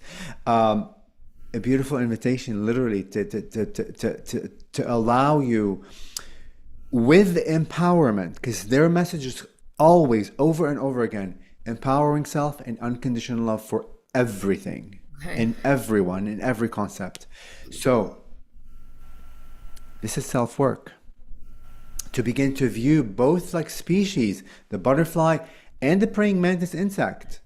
I mean, each of them on their own perhaps are conscious or unconscious to whatever like theme of exploration that they have. So it's important for you to purely like sit there and honor what's happening there as a co-creation between these like two consciousness. But then you, as the observer on the outside, it invites you to open your heart and then empower them through your mind, that although you witness them eating each other and all that stuff, that's the old paradigm. Begin to switch your mind, switch your frame, create a new story, and see how that plays out in connection with humanity too. How we see like the rest of the world and everything else that like society and like culture and like religion and your own stories have said, judge. No, the bad, the wrong and the right. Because in your question, you said, am I doing the right thing? There is no right. There is no wrong. An invitation to step into what that means beyond logic. The praying mantis beings are like surgeons of words. They go into the mind and allow you to comprehend why did you ask that question to begin with, regardless whether it's a praying mantis and a butterfly and that whole thing. There's a lot of this empowerment of self, but this is how we become again re-empowered and remember again our power, like the role as creators that we can create to affect and like mirror back where we are. And I'm gonna say this: what war is brewing or has been brewing within yourself, because they're also mirrors to us. Right? So everything is an invitation when you begin to become conscious, and a slight little shift of consciousness allows the whole dismantling of the old paradigm of ego, of fear stories, of whatever, like things that are embedded in us by childhood, through like social media, this constant barrage of fear, you know? So there's a lot here to unpack, but it's beautiful. It's beautiful. And this is what self-work is. This is what enlightenment is. Witnessing that and like going through it with your heart open, with compassion, allowing you to see beyond the logic, beyond the mind, and like this is them, but through the frequency of the heart, what the mind isn't able to attain. The mind and the logic is a construct. It's a prison, it's a box that has like all these set of belief systems. The heart is unlimited in nature and is unknown to us, and it scares the shit out of us. And the mind needs to understand in order to allow the heart to like surrender. Well, it's not going to work. It's important for you to surrender into what you do not know and allow the consciousness of the unknown to reveal to the mind what the mind isn't able to comprehend. So begin to reframe what you witnessed as a gift from God, because God is everywhere, in everything. Even the things that we say God doesn't exist. I'm Lebanese. Okay. In case many of you haven't known. You guys know what's happening in Israel, in like Lebanon, in Iran. But a lot of other countries, this is not new, like to humanity. These wars and things. Even in those, everything is an invitation to see God everywhere. Because if we believe death doesn't exist, right? Like many of us in the spiritual like community like say, oh, like death like doesn't exist, like we're infinite beings, like we're energy. Well, if you really comprehend that, truly comprehend it, what that means, then what is war to begin with? There's no death. We're living forever. We're just changing costumes. So why are these roles being played? That's the question. To allow the heart to open, to allow you to see from a different lens, beyond separation, beyond forgetfulness, allow you to tap into really the heart, the frequency of the heart, not the logic, not the Disney fantasy idea of what the world told us love is. Really dive deeper. What wars are happening within myself that these beautiful beings are reflecting back to me? Because listen, we are the engine of creation. This physical body, this actual consciousness that because I have forgotten that I'm the infinite source, I see myself as this identity, as this man, like my name is Tony, I'm this physical body. It's a small layer, but underneath layer is infinite consciousness. So when you begin to understand what you're witnessing outside of you is a creation of your consciousness, why is that being created for me? And that inquisitive nature, that like intention to find out more, just that alone begins to reorchestrate the universe in ways, synchronicities will begin to happen in ways that are magical. And you'll begin to see what was once like these beings like eating each other begin to co-create like with each other. Like it's insane. It's a gift for you to see manifestation right in front of your eye by your own creation. Everything is, but we're not conscious of it because we're so disempowered. We've been so trained to disempower ourselves, consciously or unconsciously, you know? Thank you. Yes. And, that's something I think we can struggle with. And I think the ego mind can play into that too. Because I'm trying to do the least harm and, be in tune with nature. But then is it my place to disrupt nature, to take one away or to... and so again, it's that being stuck in the struggle, right? Yes. Harm doesn't exist. Be mindful of the words that you use. Harm doesn't exist. There's an experience of, because we've forgotten, there's an illusionary aspect of the infinite shades of the infinite, but they're experiences. They're not reality in the sense of the creator. Like you are a creator, in period. Like the infinite exists within you. So how do we begin to remember that we are infinite beings? Like through like the praying mantis, they say you become conscious of the infinite shades of everything. So what you're witnessing, although it's traumatic like to the mind, it's traumatic to the unconscious aspect of you, is a form of creation. Creation is a shade of creation. So how do you honor that as is? Not to try to fix it, not to try to do this, because nothing is broken to begin with. The mantis being say, shall you ever be broken? Shall any other consciousness ever be broken? You just aren't able to create. But yet everyone is creating, everything is creating all the freaking time. Why? Because we're infinite, indestructible beings. Now, through your free will choice, whether you're conscious or unconscious of it, you get to experience the infinite shades of. So even in this moment, when you pose that question, you perhaps have like forgotten aspects of things and disempowered yourself. And because of that, the gift that you received is you witnessed that act of war. It allowed your heart to open with compassion. I'm getting chills again. It allowed your heart to feel a shade of love, a shade of protection. all of it serves the infinite. All of it allows the infinite to remember itself as the infinite. So when you begin to remember all of that, that it's all experiential, and I, the lens of God, because you are a lens of God, through your experience of witnessing that, feeds back to God for him, her, it to see itself through you. That's how each and every one of us are precious. But we're not taught we're precious. We're taught there's morality, there's right or wrong, there's this, like, you know, if cycle, don't do this, like all the things, yeah. Totally, but the ego will fight because the ego has been taught to be to be enlightened. You have to be on this side of the spectrum. I'm happy, I'm like meditating, I'm sending love to the world, I'm light, I'm love. Yes, that's amazing. Light already knows itself as light. The darkness, the aspect that has forgotten, is the one that craves the light, because also darkness is a shade of light. Darkness isn't like this black abyss of, it's a shade of light, simply has forgotten. So it's those aspects that push us into the light, allows you to see and to also honor what darkness is, because darkness is also being created. Who is creating it? God, whatever that is, whoever that is. But why is it being created? Yes, the immense beings are always the architects of bringing everything back to unconditional love. And I mean love without conditions. Yeah. Without conditions. We do not comprehend what that is yet. We're inching there.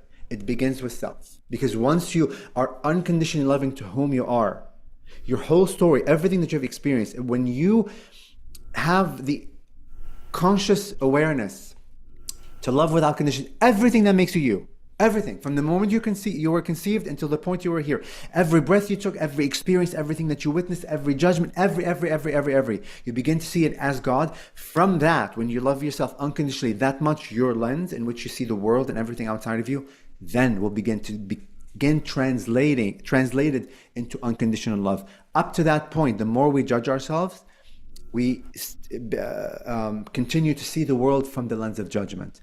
But even that is also awakening through the meant to always bring it back. There is no really judgment from the idea that we think it is. Everything is serving, and everything, I'm going to say this quickly, is of equal value to everything else. The depth of darkness, the most evil thing, anything can happen, is of the same value as the height of awakening. That is, because the moment you say this is less than that, or like the moment you say there's I am trying to attempt to get to that destination because where I am today is not enough, that's judgment, that's separation. Right. But it's a jolt to the mind to say, how can the most evil thing that can happen on earth is of equal value to creation as the most beautiful thing? That's the work. That's the dismantling of what we were taught through religion, education, and parents, and blah, blah, blah. The right or wrong, there isn't. And that's how you begin to integrate all of those pieces into wholeness, to begin to see yourself as whole. And from that, the lens will change. You begin to see the wholeness in everything. That's utopia. Thank you for that question. That was absolutely I had no idea what Charlotte was going to ask. And it's led to quite a conversation. I want to read some comments from our audience. Sure. And I'm going to keep you on camera if you don't mind, Charlotte. Okay. Because we're getting different responses. No doubt. Thea Therese writes, wow, I really resonate with Tony. Yes, beyond good and bad, right and wrong, into unconditional love. This Lebanese man speaks truth. Namaste, blessings. Mentia adds, two of my closest women friends are 100% Lebanese. They live the same message. And she points out that Dr. Kat Lewis teaches this similar through Nassim Harameyn's science and through Vedanta.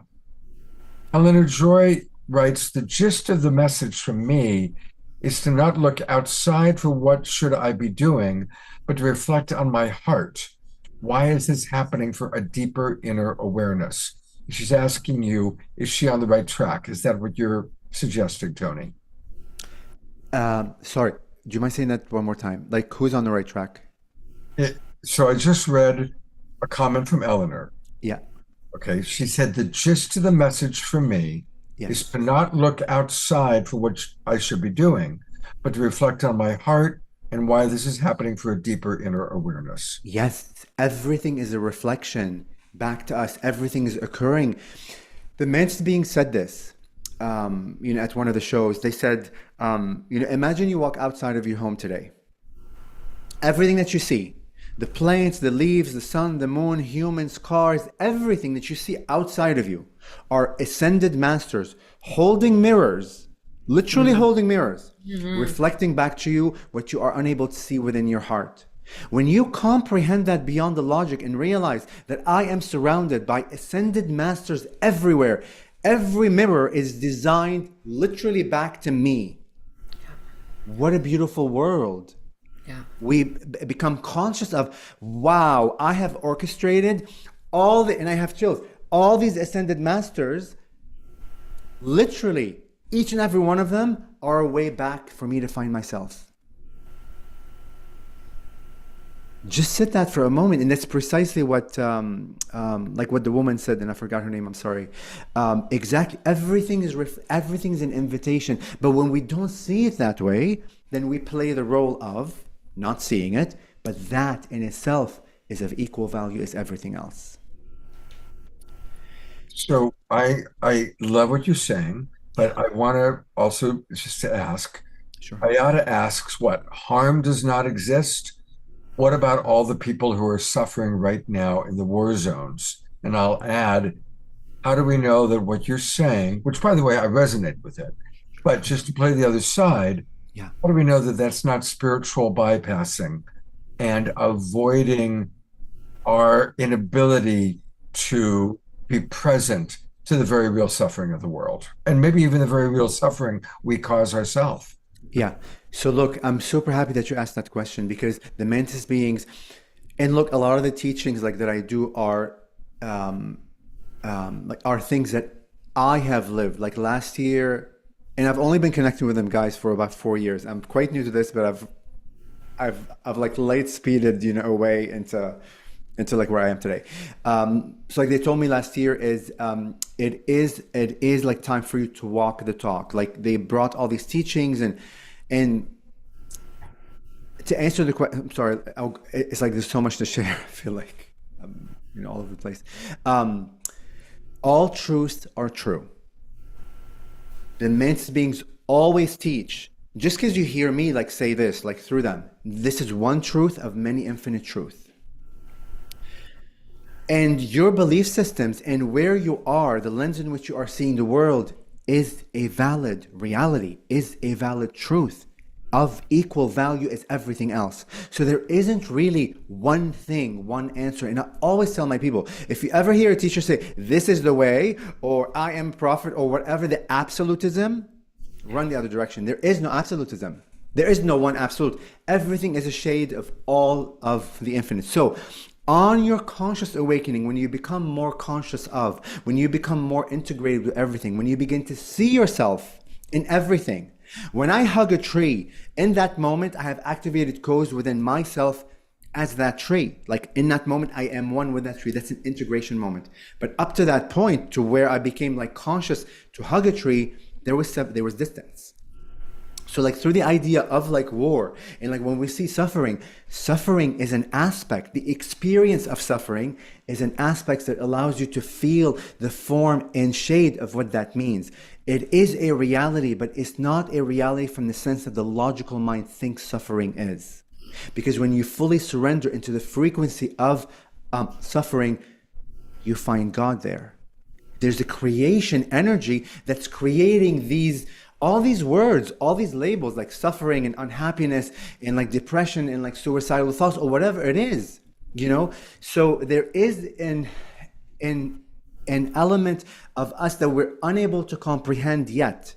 We use these words, but in that moment of our creation, that word becomes everything. Even the word suffering is like so real that I'm feeling suffering, I'm feeling the pain, I'm feeling my heart being broken, I'm seeing victimhood, I'm seeing this and that. Yes, in that moment. But when you stretch your heart and go beyond what the logic constructed suffering is, You literally will find God right then and there. It's just energy, flame of creation.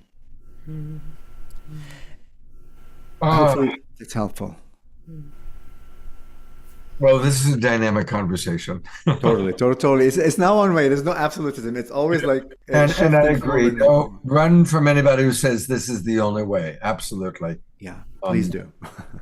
Well, I want to direct people to where they can get more of Tony, because he obviously has a lot of beautiful things to share. I'm going to share a few things. I've put all this in the chat box, but especially for those of you who are watching on Facebook and YouTube, he has a Patreon page. And, Patreon is a wonderful way for us to support a lot of our people you see on the show.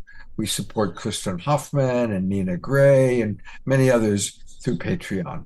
And so if you go to patreon.com/CW/the voice of the invisible and become a member.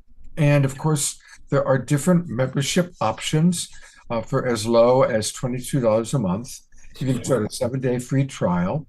And it's so important for us to support our artists, our teachers, our presenters. And really, $22 a month is so little for the wisdom of somebody like Tony. I also want to direct people to his main website. Maybe, Tony, you can share this a little bit about what you want people to know. Sure. His website is his name, Tony, and it's spelled Toni, Ghazi, GHAZI.com, TonyGhazi.com. Tony, what would you like me to show on your website here? Yes, I mean, like this is more than enough. I've had so many channeling sessions over the past, like that I've conducted for people for the past like 2 years, that it became so overwhelming, like that I just like closed my books for the rest of the year, and I'm kind of increasing my price to reduce just the amount of like coming in, and like that's the reason like that I created like Patreon, because it's extremely affordable, and like we can spend 2 to 3 hours where I can channel the immense beings, and like people can really dialogue with them, like they'll answer them like directly, and like that's the best way that I can create like my own community and just really like truly like give access to everyone who can like attend. I also make praying mantis crystal skulls. I'm the only one in the world. They're on my website, literally. Yeah, amazing carver. I'm crazy enough like to do that. They're on my website, but if you go there, like it will say sold out because like they sell out fast. But like you can DM me or like send me an email, and I can show you like what I have. I mean, there's so much about my history like to share. I'm not sure like what else to say. I'm a realtor. I've been selling real estate for 17 years, and I still do that. I do the woo-woo life, which is this like very channeling, like extreme alienship, out of this world, and like their messages are off the charts. And I also teach corporate. I've been called like to work with corporations and leaders to help them lead from the heart, lead consciously like from the heart. And it takes, so like when you're dealing with board members and investors and like vendors and your staff and everything, how do you lead if you're like a conscious leader from the heart when everybody else perhaps isn't? So I am the bridge, in that. I'm gonna appear on Gaia soon. I was filmed like a few months ago. I have a documentary coming out on Amazon in like the first year. I'm like one of 6 executive coaches. I'm the woo-woo crazy insane guy, out of the box guy. There's a lot going on. I have a book that I haven't even published. I have it, but I've been so busy. I've had so many events. I don't know what else to say. I mean, like my history. That's okay, Tony. People have it. We've put it in the chat box, and you don't have to go through the history now. Amazing. I do want to. There is one more question for you. Sure. And I want to address because I'm really appreciating what Ayada has written about. I won't read the whole thing, but she talks about kind of her point of view, and I agree with you, Ayada. I think what you're saying is beautiful. And remember, we all have our own unique journey of living, our own unique journey of awakening. Yes. And I think just remember, it is important, even though on one level, all suffering is a dream world. Okay, one level, it's a cosmic dream. But we always have to have empathy and compassion for the suffering and for the people who are suffering, including ourselves. So it's kind of like have one foot in the reality that Tony's been pointing to, that it's all part of consciousness, it's all part of, call it God, call it, existence, and it all has equal value. But at the same time, having compassion and empathy for the very real suffering that's taking place. And obviously, to learn lessons of love, including being present to the suffering and reducing those choices we might make, which further suffering. There's a question, Tony, that I want to ask you, and then we got to move on because we still have, Of course. Maria Martinez, and Of course. and we haven't even gotten to Laurie Speed, who's going to play 2 musical numbers. So it's going to be a long show, everybody. But it's a question from Dorina Joy put a great picture of a praying mantis in. The question is from Dorina Joy. How are the mantises different from the other advanced beings and galactic friends like the Pleiadians, Lyrians, Arcturians, etc.? How long do we have? So I'm assuming when you ask how are they like different, that you mean like perhaps are they physical? Do they, right? What dimension, I guess. Okay. Got it. Thank you for saying that. Listen, I know what I know, and I cannot tell you how I know it. When I get these downloads, I don't read books, guys, just so you guys can know. And like the reason like that I'm saying that is I don't have in my bank of knowledge all this information. When I receive, I literally don't read books. When I went to college, I skimmed through books just because we had to. Apart from that, I just don't sit and read. I'm like an audio guy. And a like visual guy, but I'm like super busy that I don't even have time. So the point that I'm saying is I haven't read the information that I'm like about to share, and there isn't any knowledge. There are not books about mantis beings or anything of that sort. So I had to trust my own intuition of like what they are like sending me. Like the beings that I connect with are not physical. The best way that I can describe it through their way of helping my brain understand like who they are. They literally are consciousness that are intertwined in every potential reality, and they're like it's almost like the internet, how like we know that there's the internet out there and there's all this knowledge, but we don't know, it's not tangible. Like how can you make like the internet tangible?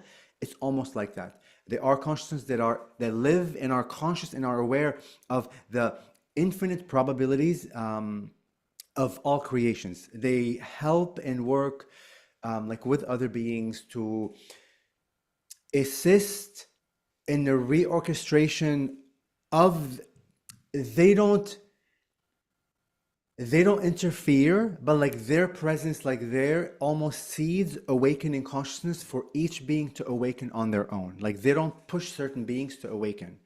Like they don't interfere. So their presence, like when you see them like with the grays oftentimes, right? Many people said, oh, if there's like a gray,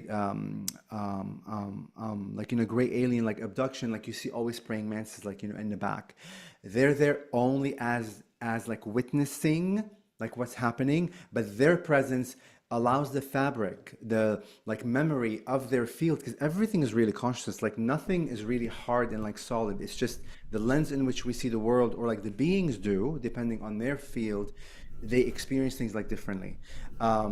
They use sound, they use color, and then they use like light frequency to create literally like universes and new realities.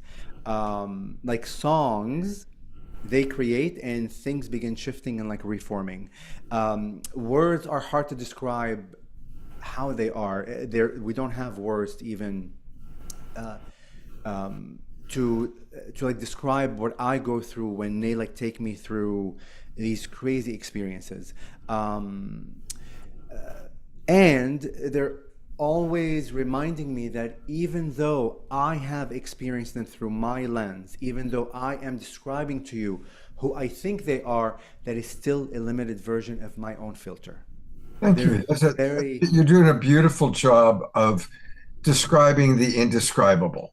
You really are. You're doing a Thank you, beautiful thank job. you. Because literally, it's so yeah. But oftentimes when I'm in like the channel state, and I have people like that are sensitive, you feel the energies and you are receiving a lot of data that goes beyond words. Again, like nothing is absolute, and even them, and I know that, and I even tell people I don't know like how long I will channel like the praying mantises. I don't know how like my life is gonna divert into some other being or some other new like concept of what beings are. I'm very aware of it, and they remind me all the time. So I truly say all like all the stuff like with a grain of salt, like knowing that things are shifting and reforming every microsecond. So by the time you pose the question and I'm beginning to answer, the whole universe has shifted into a new reality. So what is truth? This is where I like go back to the idea all truth are true, and the lens in which you see your world, the lens in which you comprehend the world is valid for you and is real and is everything and is for you like to discern, right? So even the question about like the war and like suffering. So your experience of what you think suffering is your path, is your reality, is everything in that moment, is one truth of the billions of truths. But on your path, as you awaken and stretch your heart and stretch your mind and stretch whatever, that will shift and form and like change. But all of it is really like designed to be able to see God consciousness in everything. Beautiful. Yeah. Thank you. Thank you very much. I encourage everybody. You'll find his social media. I put it into the chat box as well. So go to his Patreon, go to his website. Tony, thank you so much for being with us tonight. All the way from Washington, D.C., I might add. That's right. Charlotte, any final thoughts based on your experience tonight? Thank you. I feel like this has really laid a dilemma to rest. Thank you. Oh, beautiful. And yeah, yes to everything. I will definitely listen again, but the message is so deep and profound and has given me great peace. So thank you. Well, how amazing that you said, God, I really hope the praying I mantis. hope there's a mantis channeler, and there was. Yeah, that in Instant itself is a manifestation. gift. Talk So about yeah, manifestation, exactly. yeah, for sure. Thank you. And the Love fact you, that he's like Charlotte. adorable is even better. So thank you. Mwah. Well, with all that, we need some music to integrate it. And I am so grateful. Just as you needed the mantis person, we all need the beautiful piano maestro music of Lorianne Speed to just integrate all that we've heard. So she, of course, has been on the show recently. You may also remember she's the mother of our beloved Tatiana Speed, who's going to be on the show in a couple of weeks again. And Lorianne, thank you. Anything you want to share about what you've seen tonight? What has stood out for you so far tonight?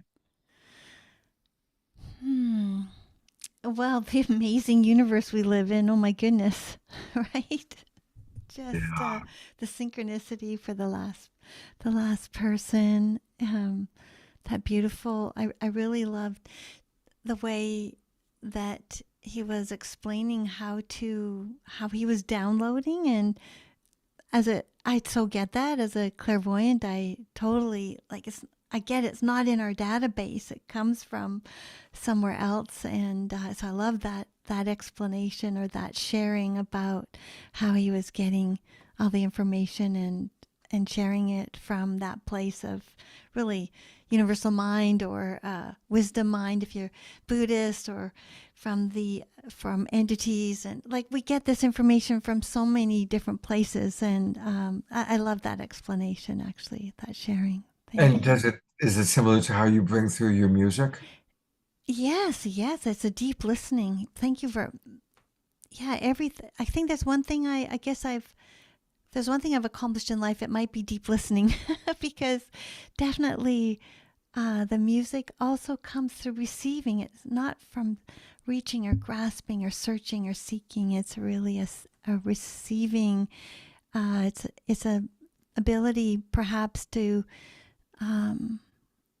be in a creative field, an energy field, perhaps, but it can go by many names, I guess, but really that ability to tune in the radio LA, Radio Lorianne. It's like a Right. signal.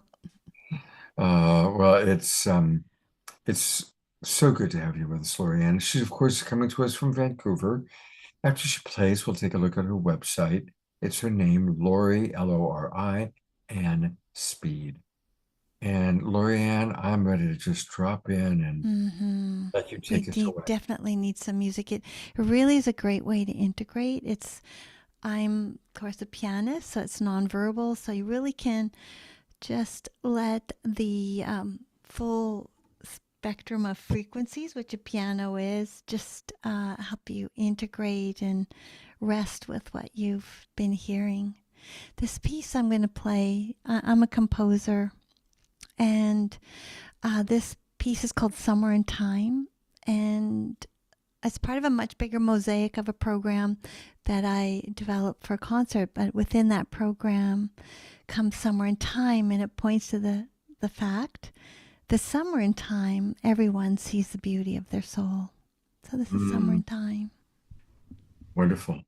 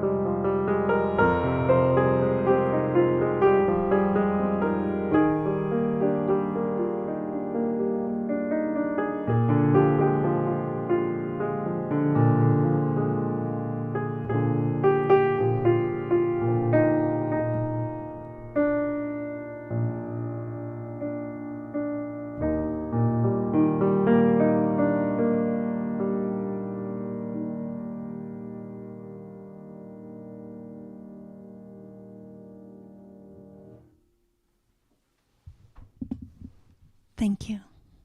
Oh, Lorianne. Every time I listen to your music, it just takes me away. And I can see all the hearts that are coming up from people. I'm going to read just a few of the comments and then go to her website. Dorina Joy writes, "Isn't that wonderfully ironic and beautifully unfolding? This beautiful soul learning of Tony and this exquisite music coming together." Shoshana writes, "Timeless, exquisite, enchanting." Eleanor Joy writes, "Your music is extremely beautiful." Carol writes, "Absolutely heavenly. Thank you, Lorianne." Ayada writes, "Lorianne, such deeply healing music of our bodies, hearts, souls. Thank you." Lorna writes, "So calming and transcendent." And all those things and more are my experience, Lorianne. And again, her website is loriannespeed.com. And there's the album she just played the title track from, Somewhere in Time. I love that photo of you. And definitely make sure that you join her mailing list. Click Stay Connected, and that'll take you to where you can put in your information, which I'll do for the 14th time. I think you have one of those websites that figures out not to send to the same person over and over. And of course, you can get her albums by going to the website. You can also play it on Spotify. So this is the place to go, loriannespeed.com. And she's going to There's be actually 6 albums streaming on all the streaming sites worldwide. 6 albums if you go there. 6 albums of this beautiful music. We need it, Lorianne. We need it. Yeah, I actually released like 8 albums, but 6 are streaming now. So thank you. Yeah. So I'll listen to those albums. Lorianne's going to be back shortly. We're going to listen to Heather. We're going to meet Heather, and we're going to meet Maria Martinez. Then we'll come back to Lorianne. And so we'll see you in a little bit, Lorianne. Thank you. Heather Taylor, Heather D'Amico.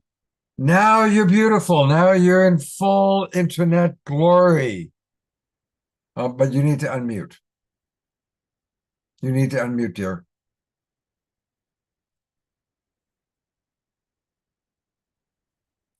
Oh, I'm not hearing you.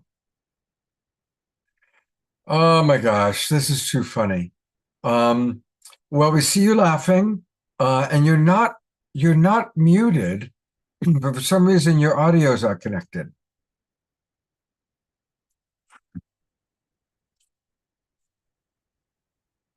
Hello, hello. Do you know how to go into your audio settings? If you go, there's a little button to the right of the microphone on your computer. Oh, Okay, can you hear me now? now I can. Good? Yes. Yay! It was the earbuds that are not mine. Okay. All right. You know what? It's a comedy show. In my world is a world of comedy. What I was saying is it was so beautiful to have Tony come on. He is dear to my heart. He is a presenter for a show I do in Lemurian Life Expo in Mount Shasta. And my granddaughter absolutely loves him to bits and remembers him from lifetime. So it was a great way for Spirit to just take a moment, ground, and then follow in with the most beautiful piano playing. So thank you, Spirit, for directing and designing our flow. I'm very grateful. Beautiful. Well, tell us about you. This is your first time on our show. So tell us. Yes. This is the first time even knowing about your show. So thank you. I'm so excited. I've heard so many beautiful things. Absolutely. Well, share with us a little bit about your amazing healing experience. Oh my goodness, that's a loaded question, Scott. There's many of those. Let's see, where do I start? I'll give a little short synopsis because there is so much. Let's see. I've had 5 near-death experiences, 3 as an adult. I was paralyzed in a wheelchair for 10 years and went back to school to learn to walk again. That's when I created the 5 Elements of You program. I've been a reader and intuitive since I was 5. It started with the church. I am Indigenous. My native name is Wa'apia from my grandfather, Matawa'apia Chikala, who is now passed. I am also Druid from the Celtic Indigenous. So I spent a lot of time after I started walking again in Ireland to learn my own Indigenous ways and go through that initiation, as the Druids is the Indigenous in the European area.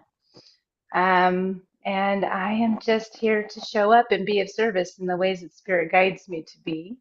And sometimes it's to not be heard and to not have good internet and to bring a pause. And that's okay. I love that.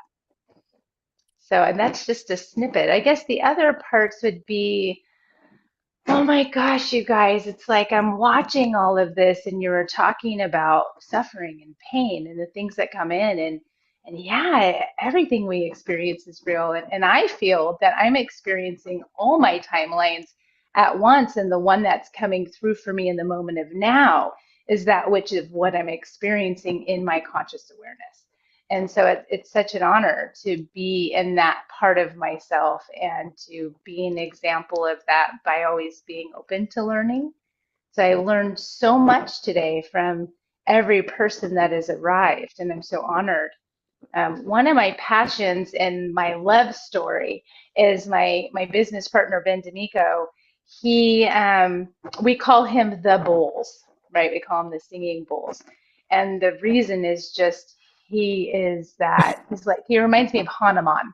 You know, if you're familiar with the Hindu deities. I love Hanuman. Yes. Oh my gosh. Hanuman He was and gifted. Ganesh are my favorites. He was gifted a Hanuman actually from a beautiful, beautiful Indian man who I just love. And Ben started working with the Bulls since 2012. No, actually a little bit before that, about 2010. I've been with the Singing Bulls since the early 90s, before the larger companies that are out today, because I was in a wheelchair and it had a lot of trauma. I was sold on the black market when I was 13 and escaped. And I have a lot of stories. There's a book. The book is called And So I Wait. It's coming out in 6 months. I also wrote a book with 261 other women called Mission Accepted. And it's about how there's no such thing as competition and that we can all be doing the exact same thing, but our souls and our energy of who we are brings it in its own way, which is so beautiful, right?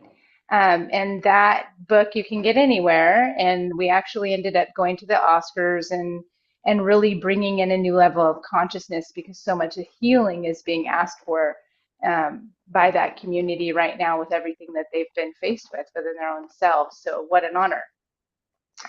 But back to the Bulls. Divine Bulls, which are the bulls you see behind me, was a passion of mine because I make products, as you'd mentioned, called Purific Balance. And those products were a huge, huge part of my healing journey, especially as a single mom with 5 kids, trying to get out of a wheelchair, going to school full time, and I didn't have much money. So I was making herbs and different types of supports for my kids that had migraines, and my son, who's 11 now, but when he was a baby, he was on a machine. And I didn't want him on a machine anymore. So I started making these things and creating that space. And it developed into its own company after I was bullied into starting a company by my mother, my adopted mother, which was amazing. And I was contacted by the actual original creators of the quartz crystalline Singing Bowls from 1975. And they created these bowls not for sound. They created these bowls, which they still do to this day, for the semiconductor industry, for aerospace, and for pharmaceuticals when they're making different types of herbs, supplements, medicine. And in the 80s, a man came and said, "Hey, these make sound. Can I buy these and sell them in the sound industry?" So these scientists said, "Sure, we'll sell them to you for sound." So they started selling these bowls for sound. And then another company came in the 90s, and then another one came in the late 90s, early 2000s, and really expanded it. And so after decades of these two twin sisters doing this, they came to Ben and I and basically said, "Hey, we don't want to do distribution anymore. We want to go direct to market, and we want to do something new. We've been doing this for decades. We still do semiconductor." And so that's when I said, "Hey, can you make custom bowls? Can you put medicine in the bowls?" And they said, "Yeah." So they developed a second stage process, and they created the different level of bowl. So this bowl is actually made of sacred geometry tea that I made for a friend of mine who wanted to have some geometry. So what's amazing is these are actually molecularly infused all the way through to its quartz, and it's really getting a lot of beautiful results. People are calling all the time telling us about the experiences that they're having with the different ingredients of the bowls. So that became a passion for me. My joy, my passion is to really promote what other people are doing in bridging the diversity of humanity. So how could I say no? You know, and that's where we started with the bowls. And it's a really amazing experience to witness how frequency is impacting consciousness on so many levels, like the piano players and the singers and the harpists. And now it's coming through in this beautiful form of medicine. Will you be playing your bowls at the New Living Expo? We will be playing the bowls at the New Living Expo. We'll have several booths, and we'll have different types of people that play different ways. What makes these bowls different from any other ones in the world is that you can actually put them underwater and play them underwater and hear them both underwater and on top of water. You can also pour any liquid in it, play it, and it changes its molecular structure and the flavor of the liquid, including water.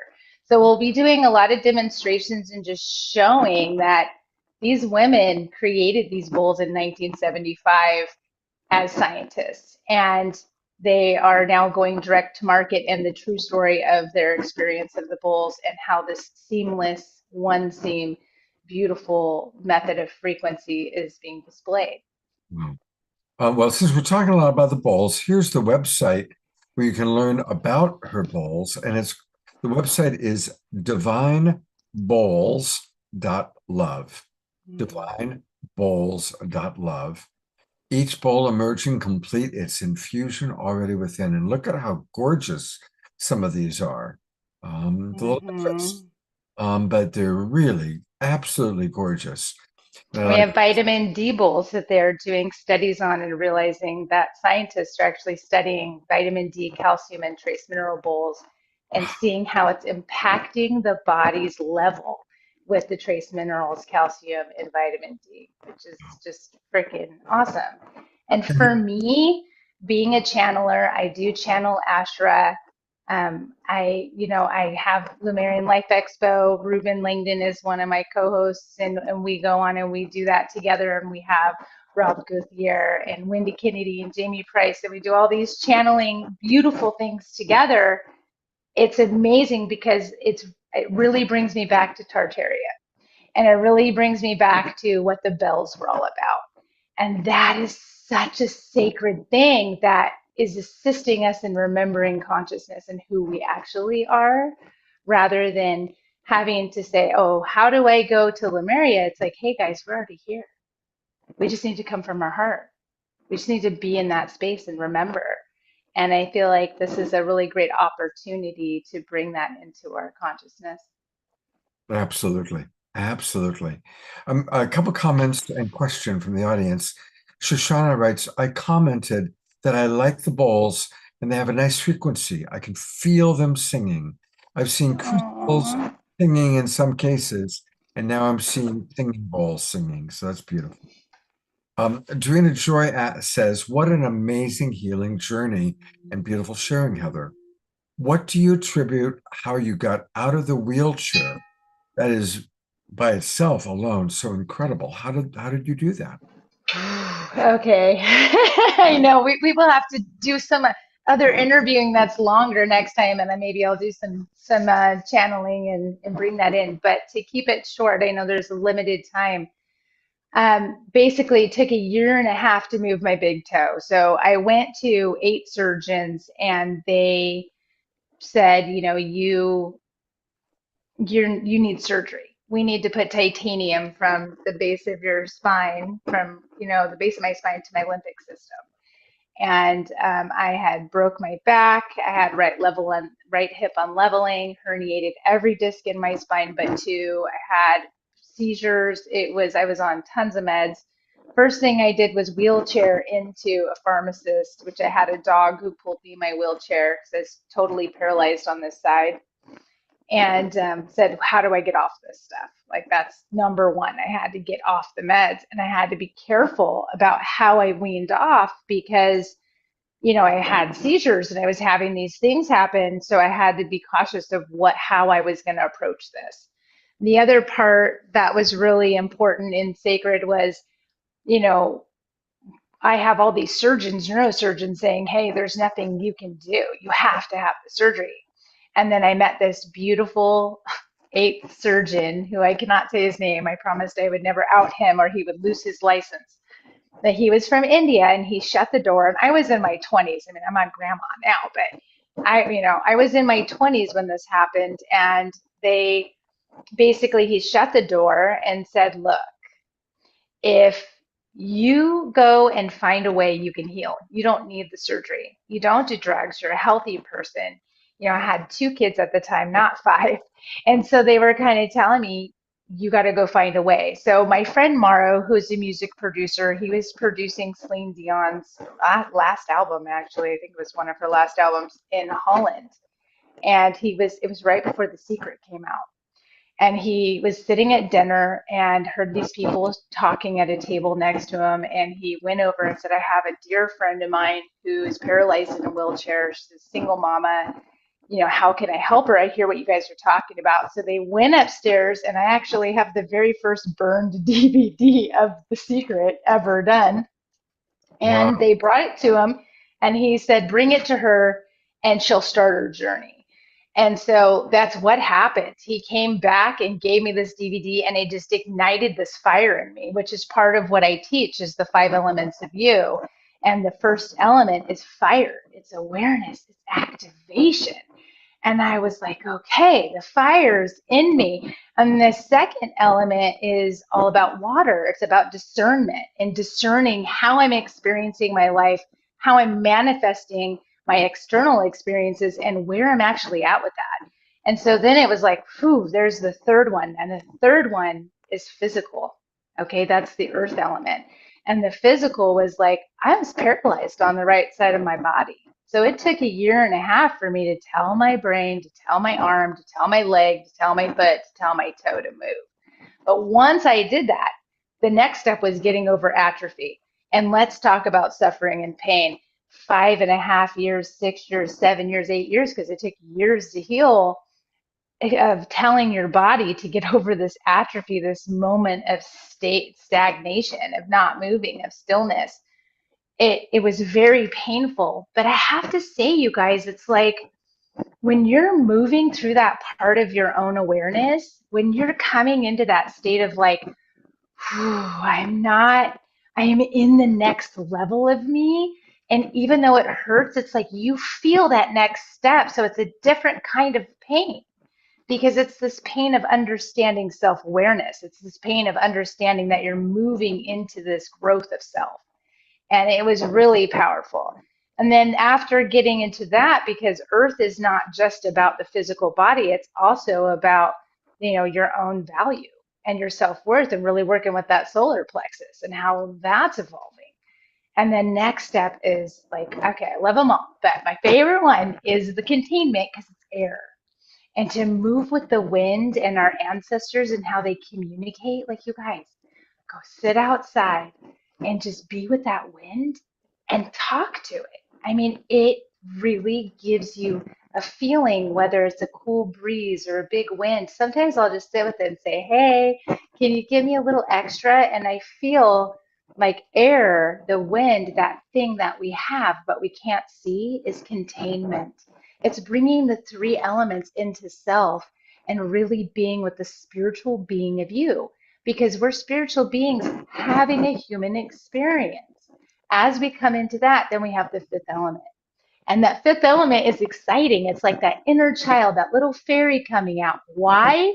Because now we get to take all those four elements and put it into choice. Now we get to select how we experience. We get to select who we choose to be with and how we choose to be.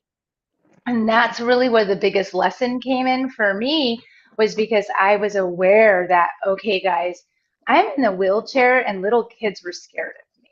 My two daughters, they were spending all their recesses and lunches with all the disabled children and the autistic children. And I thought, oh my gosh, my kids are, in there because that's just who we are, which was true. But they were being bullied because their mom was in a wheelchair. People were afraid of me, little kids. I'd have to say, it's just my stroller. So there was a lot of external overcoming in my own self to like bring the joy of that, so that how I was experiencing the world was now a different reality for me. Why? Because I chose it. Because I was choosing that. Wow, that's a beautiful, beautiful, powerful story. And thank you. It's very inspiring for all of us. We need to move on. So I'm going to show one last thing. It looks like you've got a really, really fun program here called Get Tailored. Yes. And the website is gettailored.love. And it looks like a series of podcasts with you. And is that with you and one particular friend, or is that with you and a wide variety of people? So Ruben Langdon, now Ruben is in Japan, but it was Ruben Langdon and I for the first year and a half or so. And then I took a break because I have a movie that's going to be coming out in theaters near you in 2028 called And So I Wait, which is about my life story. And I was really focused on all of those things. So we took a pause, but actually the same time that Deborah and Neil are doing their show from 4 to 6, or 4 to 7, you can hop on at 7 and see Get Tailored, Form Fit Yourself to Your Soul. And it's called Get Tailored Revived with Adriana Farina with Revival Beauty. And we will be doing shows every week. And if you want to come on the show, it's really just about, hey, we're also human. Let's enjoy that and be real with it and be in our authentic selves and share about how to move through our lives every day. Wow. Beautiful. Beautiful. All right. Well, that's at gettailored.love. And I like that both your websites are at .love. Heather, we made it happen. It took a little while, but I know. It happened. Thank you so much for being on The Awakening World. And I look forward to meeting you next weekend at the New Lake. Yes, and I'm a hugger, and I'll probably have my dog with me too. So well, I'll have my little one. She's right here in the bed. She jumped up and was with me for a little while during, I think it was during Tony. Anyway, I'll see you next weekend, and thanks. Thank you. Blessings, and thank you guys all for your patience and kindness through the directions of spirit. We're grateful. It all worked out. Thank you. It did. Thank you. All right. We have one more presenter, and it's Maria Martinez. And I see her note taker. Where are you? Here I am. Here she is. Yay. Everybody. Hi, Maria. Good to see you again. Good to see you again. Thank you for having me. I just been feeling the love from everybody that's been on the show, everything that they've been sharing, all the wisdom, and it's been such an honor. Beautiful Heather Taylor, Tony Gassi, everybody else that's been in the show, Debbie and everybody. It's been so amazing. So thank you for having me on today. Well, yeah, I'm glad you're with us again. For those of you, you might remember she was on once before with us, but I'm going to read a little bit about her. Maria was born awake into a shamanic lineage, initiated at the age of 8, and began formal shamanic training at 18. She carries a profound connection to consciousness energy, and multidimensional realities. She's a cosmic weaver, an architect of divine sovereignty, and a quantum alchemist. She guides individuals to remember their highest potential and consciously embody the life they were designed to live. So let's start with what is divine sovereignty? Please tell us what that is and how we achieve it. Yeah, thank you. Well, I want to kind of point out different things that everybody's been talking about because they've been really talking about that. They've been talking about things that I picked up from other people that were talking about or sharing their message. You know, you and then what you reflect out into the world and what the world reflects back to you. So, what is cosmic sovereignty in when we look at that theme or that perspective or that idea? Cosmic sovereignty is moving out of this is happening to me to I am co-creating or I am creating, and who I am internally radiates out and reflects out into the world, and I can be a very aligned, powerful being and add or bring in a higher vibration into the world and awaken or elevate what's happening out in the world. So that's how we contribute as a sovereign being. Divine sovereignty, it's the remembrance of who we are as the core star and the origin of creation. When we know that we are not broken, when we know that we are not bound, when we know that we don't have any limitations, when we recognize that everything in the moment is in the moment and we can collapse that and we can expand it into the new, into the new, into the new, open up new possibilities or tapping into higher possibilities, recognizing and observing what is not and what is in alignment with who we are authentically at the highest truth of who we are.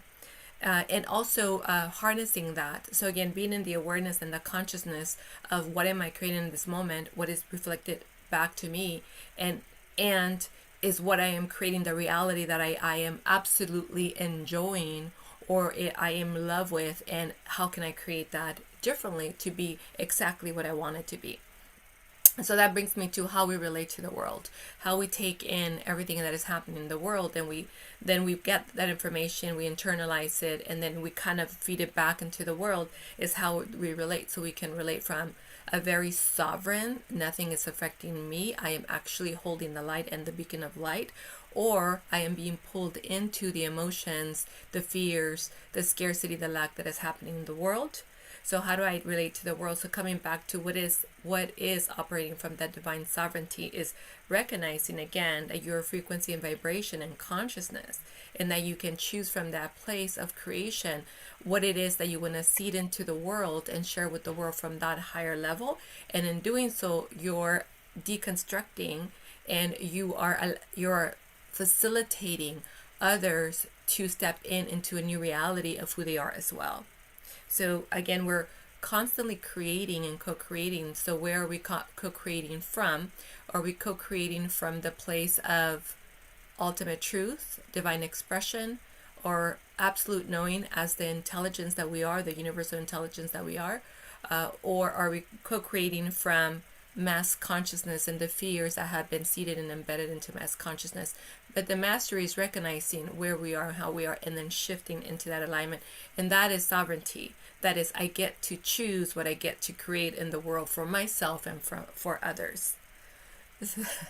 A lot of information to answer your question. So what are some of the practical steps that you recommend? And some of the practical steps, and you've been hearing them throughout this conversation, I feel like one of the big and very important ones, because it is a superpower and we all have it and it's very easy to recognize it, is choice. Is what am I choosing to be? What am I choosing to create in this moment? That helps us identify, is life happening to me? Am I a victim of what's happening? Or am I a creator? When we decide, when we observe, when we choose, I am the creator, that moves us into our divine sovereignty, our divine alignment. Because we're moving beyond what has been given, what has been distorted, or what has been programmed into the story that initially we accepted. And we're moving beyond the story to, I get to decide, I get to design my life I get to access higher levels of consciousness, to experience myself in the freedom that I am as a core star, as divine intelligence, as that eternal flame, as pure consciousness and pure love. So again, the first superpower that everybody has is that choice, and with that choice we're taking responsibility. So responsibility would be the second one, the second step. I take responsibility of everything that I am creating, and the third one would be creating. What am I creating? And is that in alignment? Is that what I want, or do I want to choose differently? And that's where the infinite possibilities come in, because whatever we choose creates a possibility. And if we stay on that, make the same similar choices, we still stay on the possibility. But when we realize this is not truly what I want, or is not bringing to me, or is not helping me create or experience a life, then what is that other possibility? What are the other higher possibilities that I can choose from? So there, now we're acting in our power as creator beings. Do you subscribe to the idea that there are multiple timelines constantly kind of, shifting? Is that part of your quantum awakening consciousness? Yes. So when we're talking about creation, it's sort of an expansion that's happening, and it's continuously changing and shifting. The reality that we're in, the choices that we make, what we accept, what we act out of, what we behave, what we embody, continues to change those timelines. Well, when you talk about a quantum leap, that's a huge breakthrough that we just created, meaning that we were in a certain state of being, a certain consciousness, and we either found something that we were holding on to or carrying or playing out as a pattern or cycle, and either we collapsed it, or we cleared it, or with help of others. And what that allows us to do is to close that gap from where we are to the next level frequency. So then we begin again to embody a higher possibility, a higher probability, a higher expectancy of what we want to bring into the world. So we move out of the time that we're in. And that is how a lot of us are able to move out of the suffering and move out of the survival and out of that, because we realize that, okay, so if I came here to learn, now I realize that I'm a learner, and what do I want to learn? I want to learn that I'm infinite. I want to learn that I am pure consciousness, that I can program and reprogram, that I can delete and uncreate, that I can elevate my consciousness now, that I can expand my channel and receive more information, that I can evolve into the next level of me. And that's how we're constantly shifting and moving into different timelines. And it happens immediately. Now, the other thing that we can do is we can open up other timelines of other experiences that are all happening at the same time, but where either we're very evolved and we can align or integrate that higher level technology, or we can open up timelines where we're still stuck in a loop or pattern, and then bring in that higher consciousness to those timelines and elevate those timelines, lifetimes, and then reintegrate to the wholeness of that pure intelligence that we are. And that also helps us to move and hold a higher frequency. It helps us expand our capacity to holding more inner space, being able to create more, especially if we're in service to other, and up level us to the new higher mission, and the new higher mission, and the new higher mission, greater contribution. Wow. In your work with people, is there a particular demographic group that you like to work with? And do you do individual sessions or group, or both? I do both. And I would say I track both men and women, but the majority of my audience is women. A lot of women who are very gifted in many different ways, and either in transition or ready to unlock more. Either they're in transition from a very high performance career, so they sort of like met their or they feel like they've met their full potential in that space. Like there's another level for them that they haven't opened, so they move into awakening their spirituality or awakening their technology. And or women that are already in the field, in service, contribution, making an impact, but feel that there's another level that they're ready to experience. So that's sort of the one group. And then the other group are women and men that have had like a chronic disease for a long time, chronic illness for a long time. Sometimes it's a diagnosis, sometimes it's a very rare diagnosis that is just being managed. And they come to me and we're able to find the root cause in many different timelines where it was anchored and we release it. And then they move into the next level, which a lot of the times what that is activating their technology, and that was what was holding them back from stepping into their true, authentic, and powerful potential. I want to ask you some questions a little bit about your own personal, very unique lineage. In your bio, it says that your lineage spans hybrid Andromedan and Arcturian DNA, aligned with higher aspects of Sirian, Arcturian, and Andromedan consciousness, as well as being luminous beings of light. So how does that kind of show up in your life, and how did you discover that, and how do you work with that? That's really fascinating. That's a good question, and thank you for asking that. So the way that works in my life, and you kind of asked me about this in terms of, are they multiple timelines, multiple possibilities? So that's actually how it shows up when I'm in a group or when I'm working with an individual, especially if one of them is bringing their technology, and we are because a lot of my higher selves are what you just described, and they'll come in and help me with my groups or with an individual. So it kind of looks like my counsel. I'm in a session or in a group, and they come in and they kind of stand around me, and sometimes they introduce themselves, sometimes they don't. I already know who they are because I can sense their energy when they stand behind me, or just the love that they bring into the group.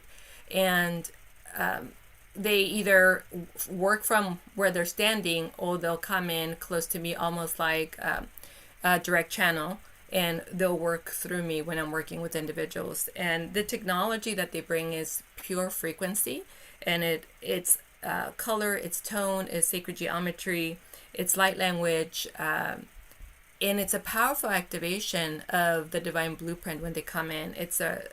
They work with the architecture to repair. They work with the architecture to activate the intelligence of the divine blueprint, especially if there's an awakening to happen, or if there's a healing to happen. They'll come in and they'll do that, and it's just so amazing because it's like they're my team. They'll come in and they'll hang out with me when we're doing sessions. And actually, right before when I was actually listening to Heather Taylor, they were all standing around me. They're like, okay, we're waiting. We're waiting to come in when you're ready, when it's your turn. So, if you're any of you are clairvoyant, and any of you, feel love, they're all here. They're all here because they want to hold space. And if you're listening, even though it sounds like I'm just talking, there is a transmission happening right now, that if you're willing to receive, you're receiving it.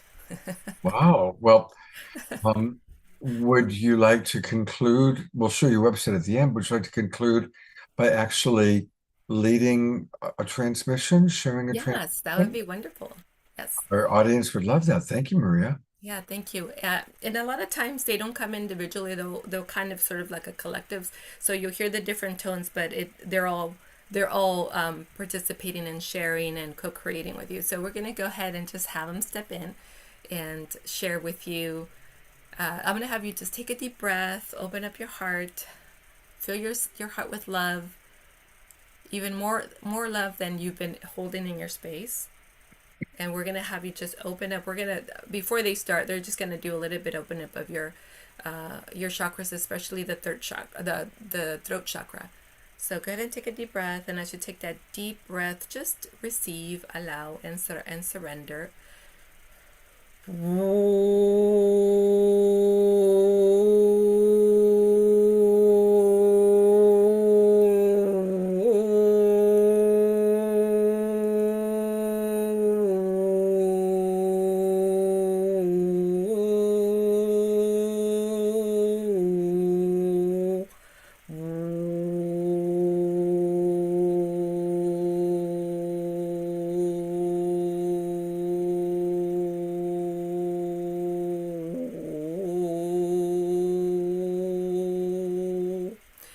take another deep breath. If you experience yourself sort of floating, like if you're laying back and you're being held, for those of you that say yes, I can see them working with you. They're doing a couple activations in your architecture, in your codex, and it looks like little rays of light coming in. It's the frequency that they're bringing in, and it's going really fast, like when you type, it's just going activating different parts of you, and especially the heart, unconditional love, loving kindness, compassion, and so we're really good at giving to others, and what they really want to focus on, giving to yourself. And giving to yourself means self-acceptance, means giving yourself permission to have it all. It means I am the divine being within me. I am sovereignty, or I'm sovereign. I am the divine, infinite love and oneness within me. I am that eternal flame within me. I am that core star within me. I am the radiance and brilliance of who I am, and I honor myself for that. I am a gift to the world. Go ahead and take one more deep breath.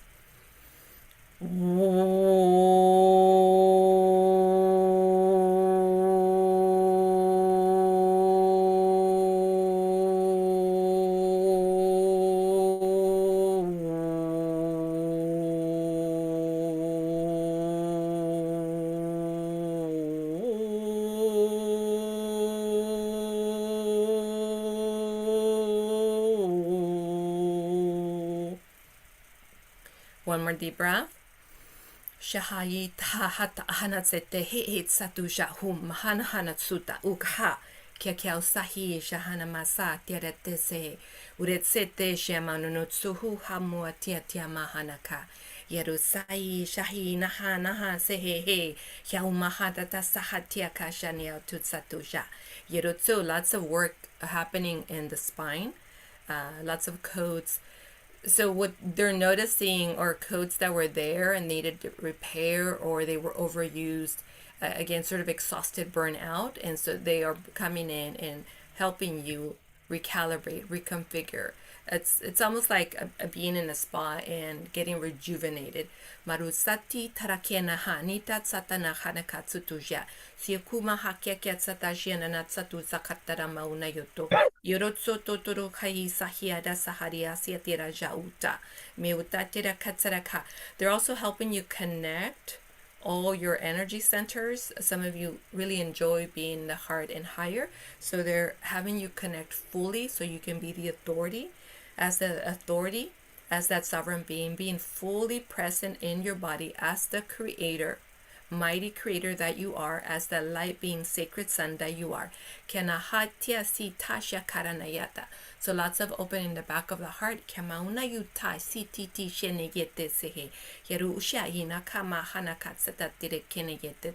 Uma ita ika atsatia shi ati anio u sati na ha u saha. Tierama tahia katsata jina nanatsata saha.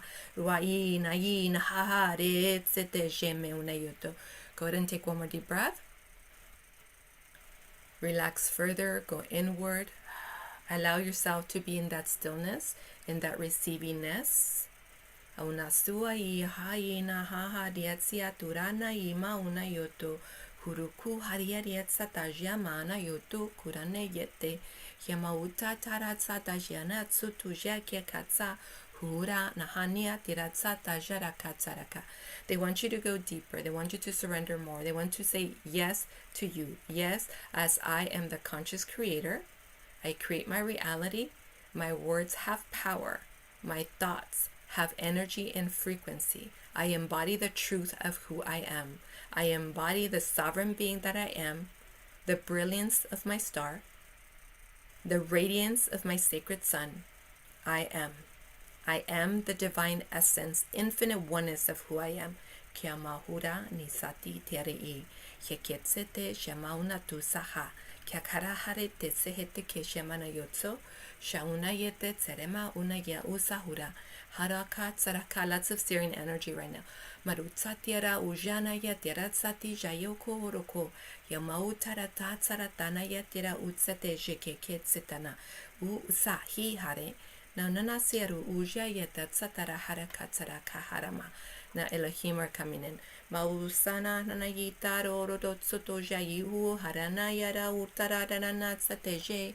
Maukaha hatara tatsama hanaka yutatsi yatsu. They're really working on the back of the heart space, releasing and removing a lot of the wounding that was there, especially from other times of embodiment, and especially as a child. Nautakya karatsatu janana yausati.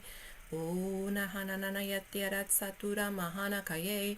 Harata saratara mahana katsatuau. Hamanona yatira dara tiratsuta shehe. Mauna yarahara haraka yutatsi. Una nana yaru hu hamara nanatsatu. Yahurakya katsatajina inai. Uma nayarara satura yete keketse. Dauruna ira runa yoro. Maurana yatsaraka katsataja. Hiarana tsaraka. Continue to lean into your I am, I am, I am. Divine perfection. I am the divine within me. I am the cosmic being within me. I am universal intelligence. I am source, God, universe within me. I am creation. I am creator. I am truth. I am infinite possibility, pure potentiality. Yeroha hare sete jemena karet sete hauha. Haramaka haret sete jenini ninita yu. Uo tsatuna hama karana tsatazu. Woa ya yana yara tsaturati tara harene yete de mehene ke keratsu.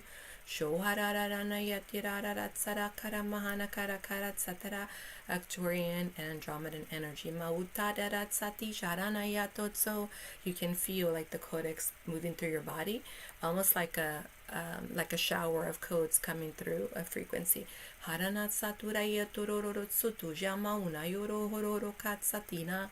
Uhana rana yitari tetsete sheke menatsutu. Sho mahane nesete sheke yitatsetere tsetu. Sohare arahara sohare e. Soha mana yara tara tsuta shuhari ka kekenetse. Okay, here come the Arcturians. They're like, we need to pull you all the way into your body. Matu haha tiatera tsita shitarana yatiera tsata hara kahara tsatu. So humahana karaku mahana tsati yete seheteke. Shatu sahara nenene tseterete sheseri kamauna sohoro. Shaharita tita rita dita ritsene yete tsereita ya umai.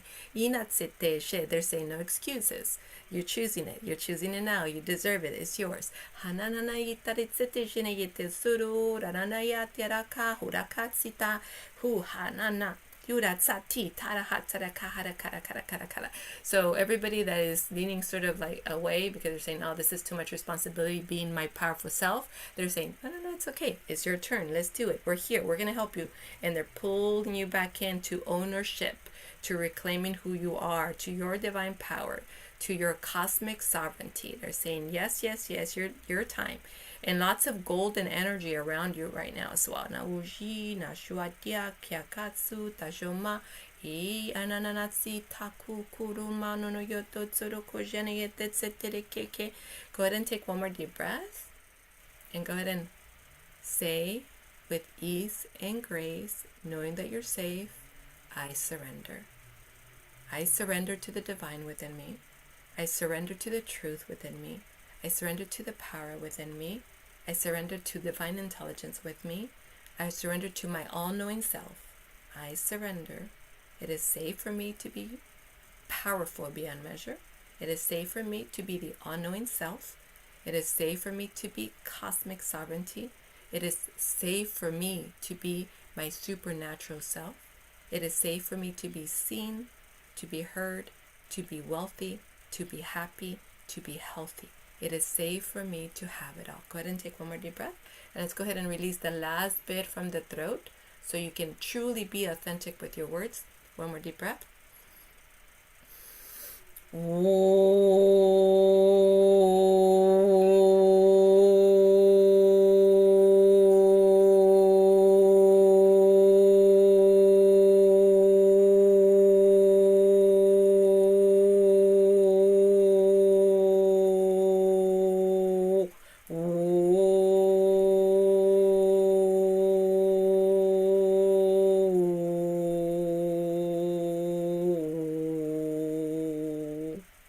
And one more deep breath.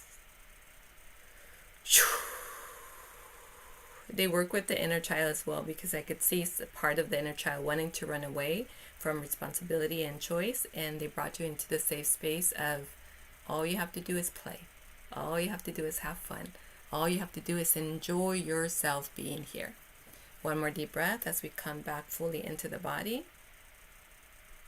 As we experience ourselves as the next level of ourselves, in that authority, in that presence, in that power of creation as creator beings, as architects and designers of our life. One more deep breath as we say yes to us, yes to embodiment, yes to choice, yes to the truth, yes to infinite possibilities, yes to instant manifestation, yes to joy, happiness, love. One more deep breath.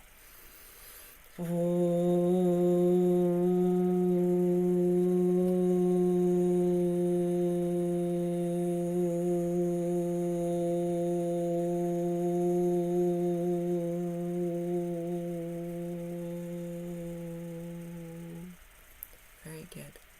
I am, I am, I am. I receive, I allow, I surrender, I trust, I am safe, I am grateful, I embody. Thank you, thank you, thank you. Wow, Maria. I am so glad you did that. Thank you. There's a lot of comments that come in, and I'm going to read one from Shoshana. She writes, waves of light are going through me, and I hear the frequency of your friends and feel the emanation of vibrations that are so peaceful and inviting me into coherence. It's like a musical chord with overtones, and all of the frequencies feel deeply nourishing and being transmitted through several layers. I'm feeling colors and sparkles. Thank you. So profound. Charlotte writes, so much unconditional love flowing through tonight. George Noble writes, I am feeling better, more energized. Anyone else? Heather, who's just with us, sending love and abundant flow. Hearts from Carol and Katie O'Shea. Dia Therese writes, wow, floating.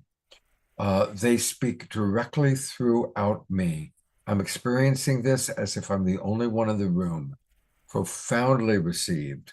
Namaste. Lorna Sass writes, very loving and powerful healing. Charlotte writes, I needed that. Phew, thank you. Ayada writes, Maria, this was so powerful. I began yawning almost as soon as you started the healing and then could not stop. This is always a sign to me that my body nervous system is relaxing, feeling so much energy moving through my body. Thank you. Susan Bloomquist writes, I remember you from last time. I'm sure glad you came back. Susan Woolridge, we always have lots of Susans. Susan Woolridge writes, thank you, Maria. I found myself spontaneously chanting with you. So grateful for your loving and quiet invitation to join. And lots of hearts and love from Adrena Joy. Thank you. Thank you. And I want to take people to your website. It's 360, the numbers 360prosperity.com. 360prosperity.com, where we embrace self-discovery, balance, potential, and well-being. Is there any particular spot that you want me to make sure that I show your If product and services, let's say what, well, when you come to the website, a pop-up will come up, and it's welcoming you to my community. When you opt in, you receive an MP3 activation. You also receive 2 courses. One is the Quantum Awakening Accelerator, and the other one is Wealth Consciousness. Under services as well, you'll be able to book what I call a discovery call. And or even in the corner where it says contact me, you can also, and really anywhere on the page as you scroll down, you'll see book with me. So there on the individual sessions, and even if you just scroll anywhere down, it'll when it says to book with me, see sessions there. Schedule discovery call. This discovery call is not necessarily a healing clearing, but it is a reading. So if you have a question, something that you've been waiting to break through, something that you've been ruminating about, or questions about how to break some patterns or what is next for you, this is the place to go. It is free. It's a free discovery session, and it's about 15 to 20 minutes long, but it's a chance for you to step into the next you, because I'll do the reading and I'll give you sort of a plan that you can work with on your own, and then of course you can choose also to work with me in different ways, one-on-one or in a group. Wow. All right. Well, beautiful, powerful. And I will look forward to, let's meet next weekend at the New Living Expo, okay? Thank you. I'd Thank love you. to Look meet forward you. to that. Yeah, I would like that too. You'll see me. I'll be the one with the little white dog and the long silver hair. Thank you. I'll look for you. All right, Maria. Wonderful. Thank Thank you. you for having me. Absolutely. Wow. Wasn't that powerful? Eleanor Joy just wrote, Maria's transmission eventually took me to the quantum field, and I returned just as the session was concluding. I went very deep. Yeah, me too. I'll put the website into the chat box again. It's well, here, let's go back here.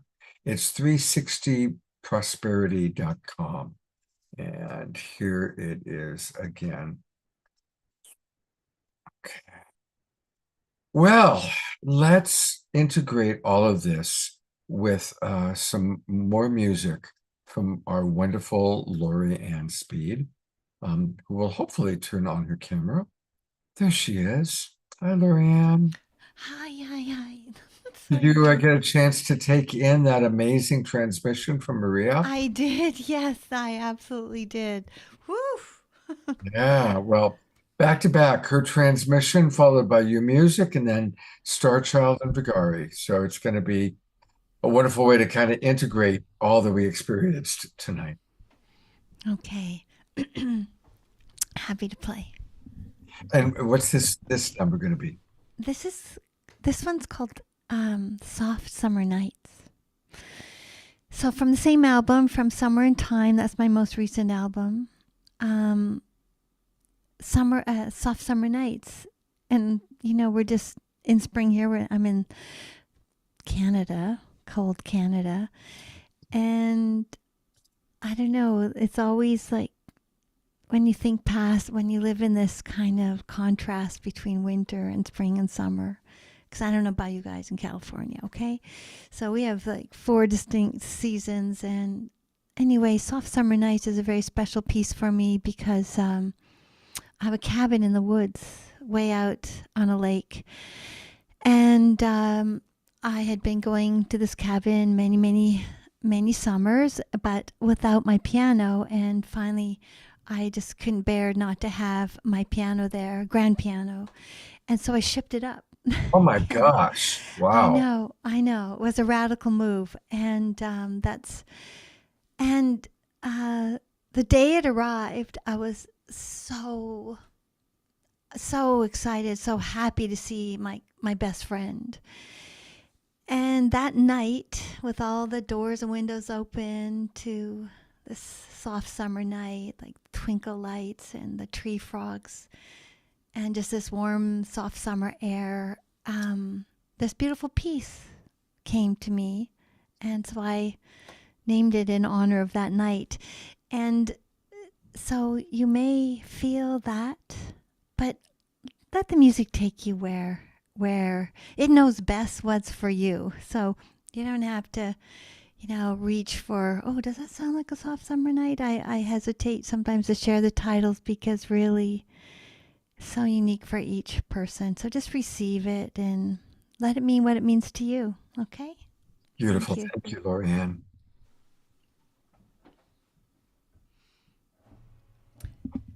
I'm having a little bit of trouble with the lighting here because I set different lighting tonight. So the piano's all in shadows, different kind of shadows. So it takes me a minute to find my place. There we go. Oh, absolutely.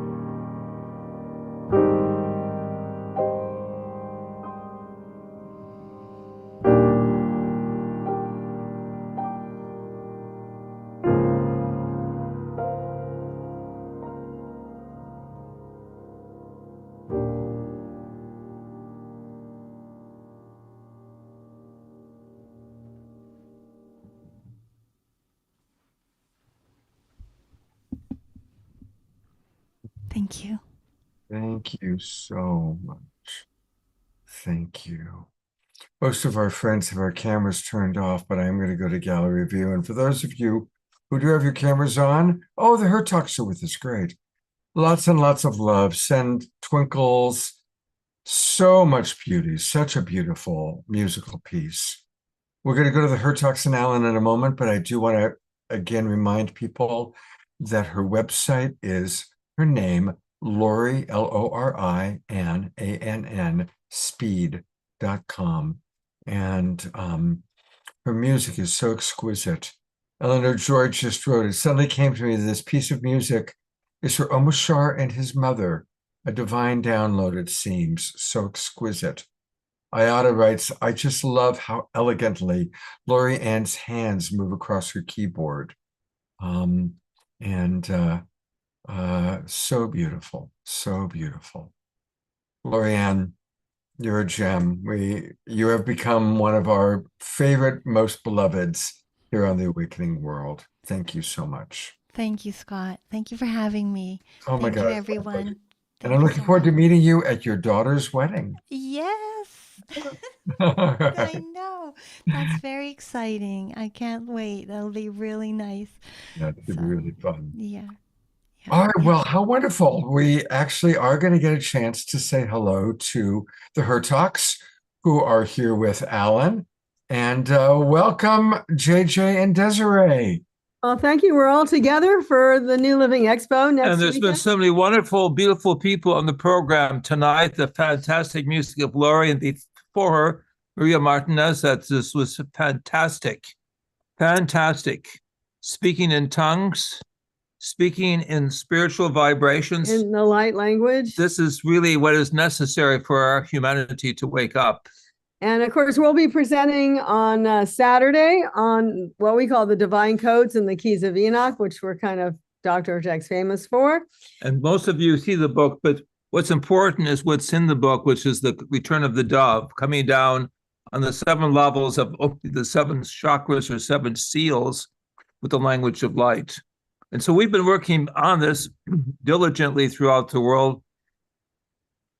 And there's several ways of understanding the language of light. Most traditionalists see this as a type of mathematical pattern, pretty much like Max Targ, the famous mathematician, MIT, Tegmark, that everything is mathematics. We would say, yes, mathematics, but consciousness.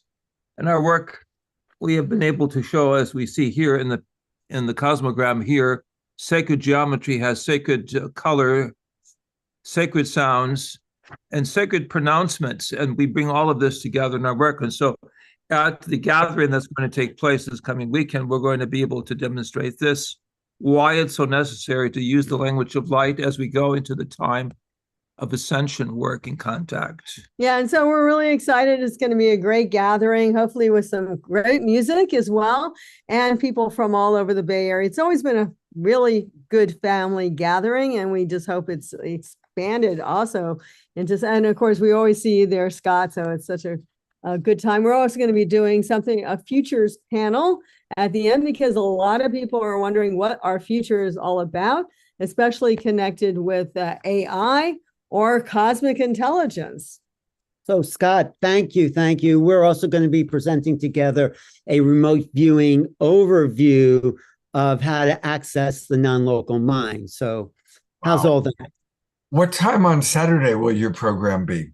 Ours is just a little, I think it's 12:15, something like Oh, great. Perfect. So it won't be a problem with ours. And a reminder, of course, what we're all talking about is the New Living Expo taking place in San Rafael. All the presenters you saw tonight are going to be there. And it's next Friday, Saturday, and Sunday. Please join us. Of course, we will be doing our Awakening World show on Saturday night, and then probably a special one on Sunday, bringing you people like the Hertogs and Alan and all sorts of wonderful people. And Tangela will be my co-host on Saturday, and I believe Eden Amadora will be my co-host on Sunday. And if I can go back. What's that? Yes, Scott, if you can go back for a couple of minutes. On the cover of the Keys of Enoch, we see 7 pairs of hands catching the light, the palms of light, catching light. This is an illustration that every time we open the book, it's Palm Sunday. We take our hands, we receive the superluminal light, we process it through our 7 chakra levels, we emanate it to the world, and we take on responsibility of being the avant-garde of this massive change that's going to come after the cycle of death that we're being exposed to. It's a tragedy that the world media wants to emphasize only the negative. We must be there emphasizing always the positive. So that's what you do, and everyone receives the light in their own way because you provide so many options for everyone to understand. Yeah, thanks, Scott, for making this opportunity, and we look forward to seeing you in the flesh soon. You will see me and my faithful dog next Friday. Looking forward to seeing you guys next weekend, and thanks for popping on. All. Thank you. Love you guys so much. Love those guys, all 3 of them. They're like the 3 musketeers, traveling all over doing incredible things together. Well, it's been quite a show. And I'm grateful to all of you that are still with us. Frode in Norway. Always good to see you, Frode, my friend. And a reminder that, I didn't even have my Global Peace Tribe background up, so I'll go there quickly. A reminder that we have just started our new season, and boy, it sure is off to a great start, isn't it?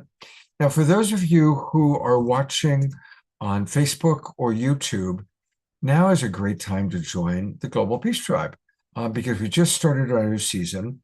If you go to globalpeacetribe.com, just click register for the new season, and that's where you'll get the link that'll take you to our registration page.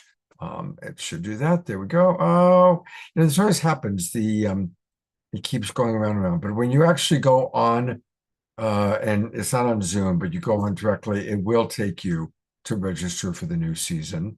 And you can register and get all the links to all of our shows, get on our email list for the next 3 months. So please, please, please do join us. And we're going to conclude this wonderful show by going to our beloveds, Starchild and Vagari. There they are. Hello, beautiful. What a show, huh?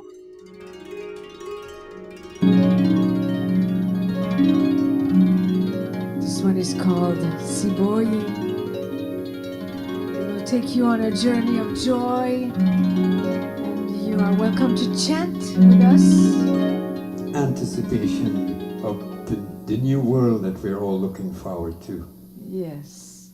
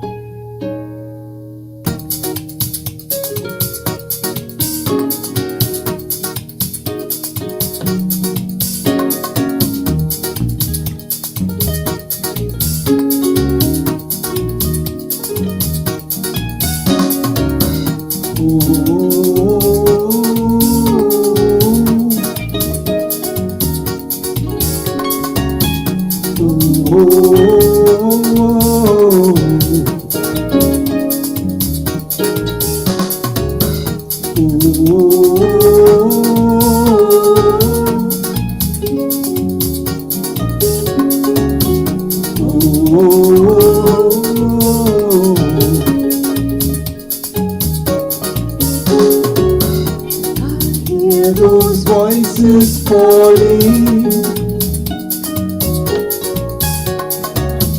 they say the time has come.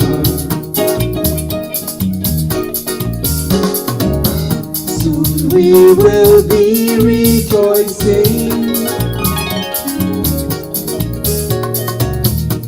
We're breaking the chains of oppression.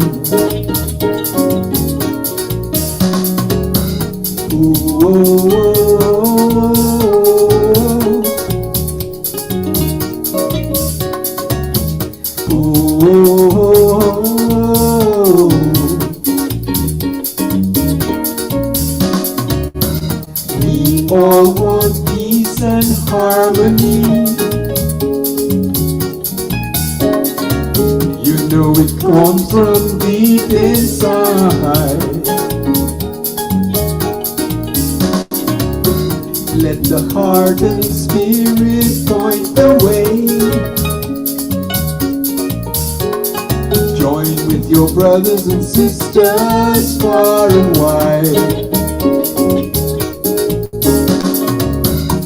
Lele, lele, yeah.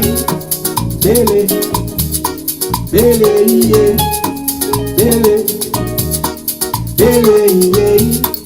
Lele. See the light, chase away the darkness. Turn around, away from the corruption. Take away the burden from the children. Let them be free from exploitation. We the people, we don't need to suffer.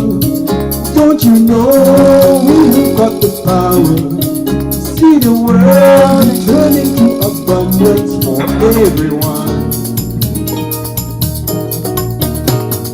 Oh my, see you, see it.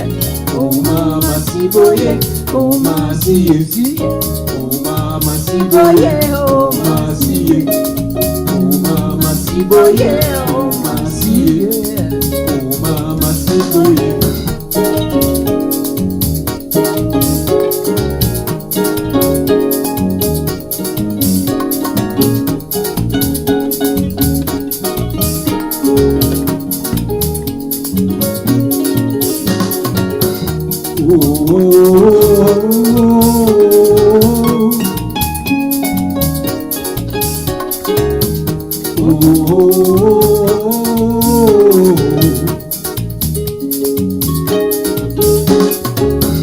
I hear those voices calling. I hear those voices calling. They say the time has come. The time has come. Soon we will be rejoicing. We are breaking the chains of oppression. Lele, lele, yeah. Lele, lele, yeah. Lele, lele, yeah. Lele. See the people, we don't need to suffer. Don't you know we have got the power? See the world returning to abundance for everyone, everywhere. Hear the ground, the earth is your vibration. Sing your song, give us your expression. Hear your mind, let the world around you reflect your love. Oh my, see it. Oh mama, see boy. Oh my, see it, see it. Oh mama, see boy. Oh my, see it, see it. Oh mama, see boy. Oh my, see it. Oh mama, see boy. Oh my, see it. Oh my, see it. Oh mama, see boy. Oh my, see it, see it. Oh mama, see boy. Oh my, see boy. Oh my, see it. Oh mama, see boy. Oh my, see it, see it. Oh mama, see boy. See boy, yeah.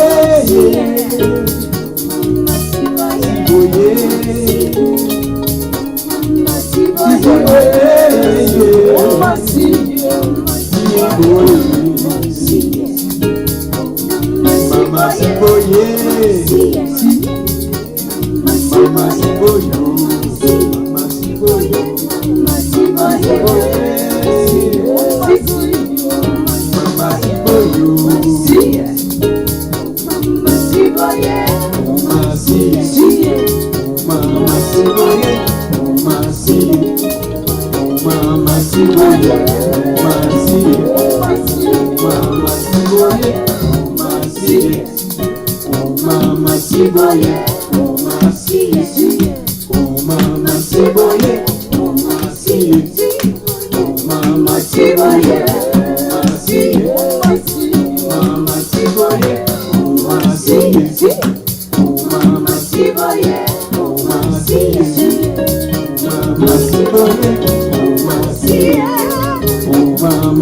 Oh,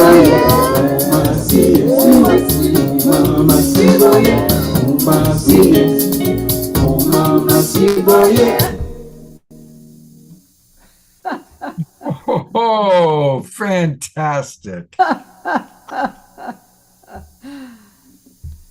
Oh, that was beautiful. Well, a reminder that you can find all things Star Child at starchild.ca.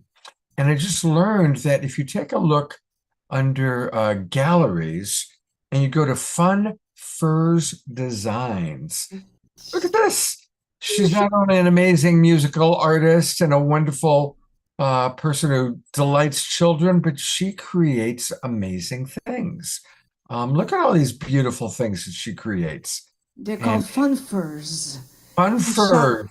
Fun furs, they're for shamans and artists. They are angel wings. They are warm and beautiful shaman artistic wear. There's so much here. It's amazing. Yes. Do you custom design them for people? I do custom design them. They're available. Look at this one, my Vigario wears. And Oh, the you one wear on them all Vigari the there. time. You look like a king. He is a Vigari. king. So it's warm and it's vegetarian, believe it or not. It's really wonderful. You could survive in the woods with this beautiful thing. Their wings, they make you fly, and it's a shamanic. Yeah, no animals gave their life for this. So. No, and we wear them all the time here in BC because it's pretty cold, I tell you, and it keeps us warm and fuzzy, and we're happy. Beautiful, beautiful. Well, everybody, you can get them at Star, and you can call. People can call you if they're interested, right? Yep. And a reminder that again, if you go to starchild.ca, just go back to the beginning here. Her phone number is right there. Yes. So you can call her and get some furs from her. Let's get these fun furs, F-U-R-Z. Thank you so much for staying up late. I know that it's really late where you guys are. And very late for some of the people that are still with us. So it's been a beautiful show. I love you guys. And you're going to be on again. I know I've got you scheduled for the for our anniversary show. So I'm looking forward to seeing you again soon. Thank you. Always a pleasure. Love you guys so much. Awesome. Thank you, Scott. I'm frozen for some reason. Well, that's funny. Let's see if there we go. There, I'm back. He's back. Wow. What a show. What an evening. Thank you, everybody. I wanted to show you what we've got coming up on Wednesday. Let me pull that poster up for us. Our Wednesday show is going to be really, really dynamic. We've got a group of incredible women who are going to be sharing their wisdom. And you know some of them. Here we go. Ray Amana is going to be with us. And Tatiana Speed, Lori's daughter, is going to be with us. And I'll have to let Lorianne know that. And they're both going to be speaking and doing music. And we've got Mayor Cromwell coming back to share with us some really important information. And then a new friend, Ashton Monea. She is a trip. She's brilliant and she's pretty far out there. So it's going to be Wise Women Honoring Mother Earth Gaia is our theme. So join us. I'm going to be blessed to be with these 4 extraordinary women and hopefully with all of you next Wednesday. Lorianne, there you are. Your daughter's going to be with us next Wednesday. So thank you, everybody, for being with us all late. I also want to say hello to anybody who's watching the recording because most of the people actually watch the recording. So a big hello to all of you. And thank you, Ayada, for that lovely message. I'm seeing it right now. And yeah, it was a beautiful, beautiful show. So much love. I'm going to go get a very late dinner. And I look forward to seeing you all next Wednesday. Thank you, Fanny and Vigari, Star Child and Vigari, Lorianne, all of our presenters, all of our people that are still with us. I'll go to Gallery View one last time. And oh, look at all those beautiful faces. Charlotte, who channeled the praying mantis person being with us tonight. That was amazing.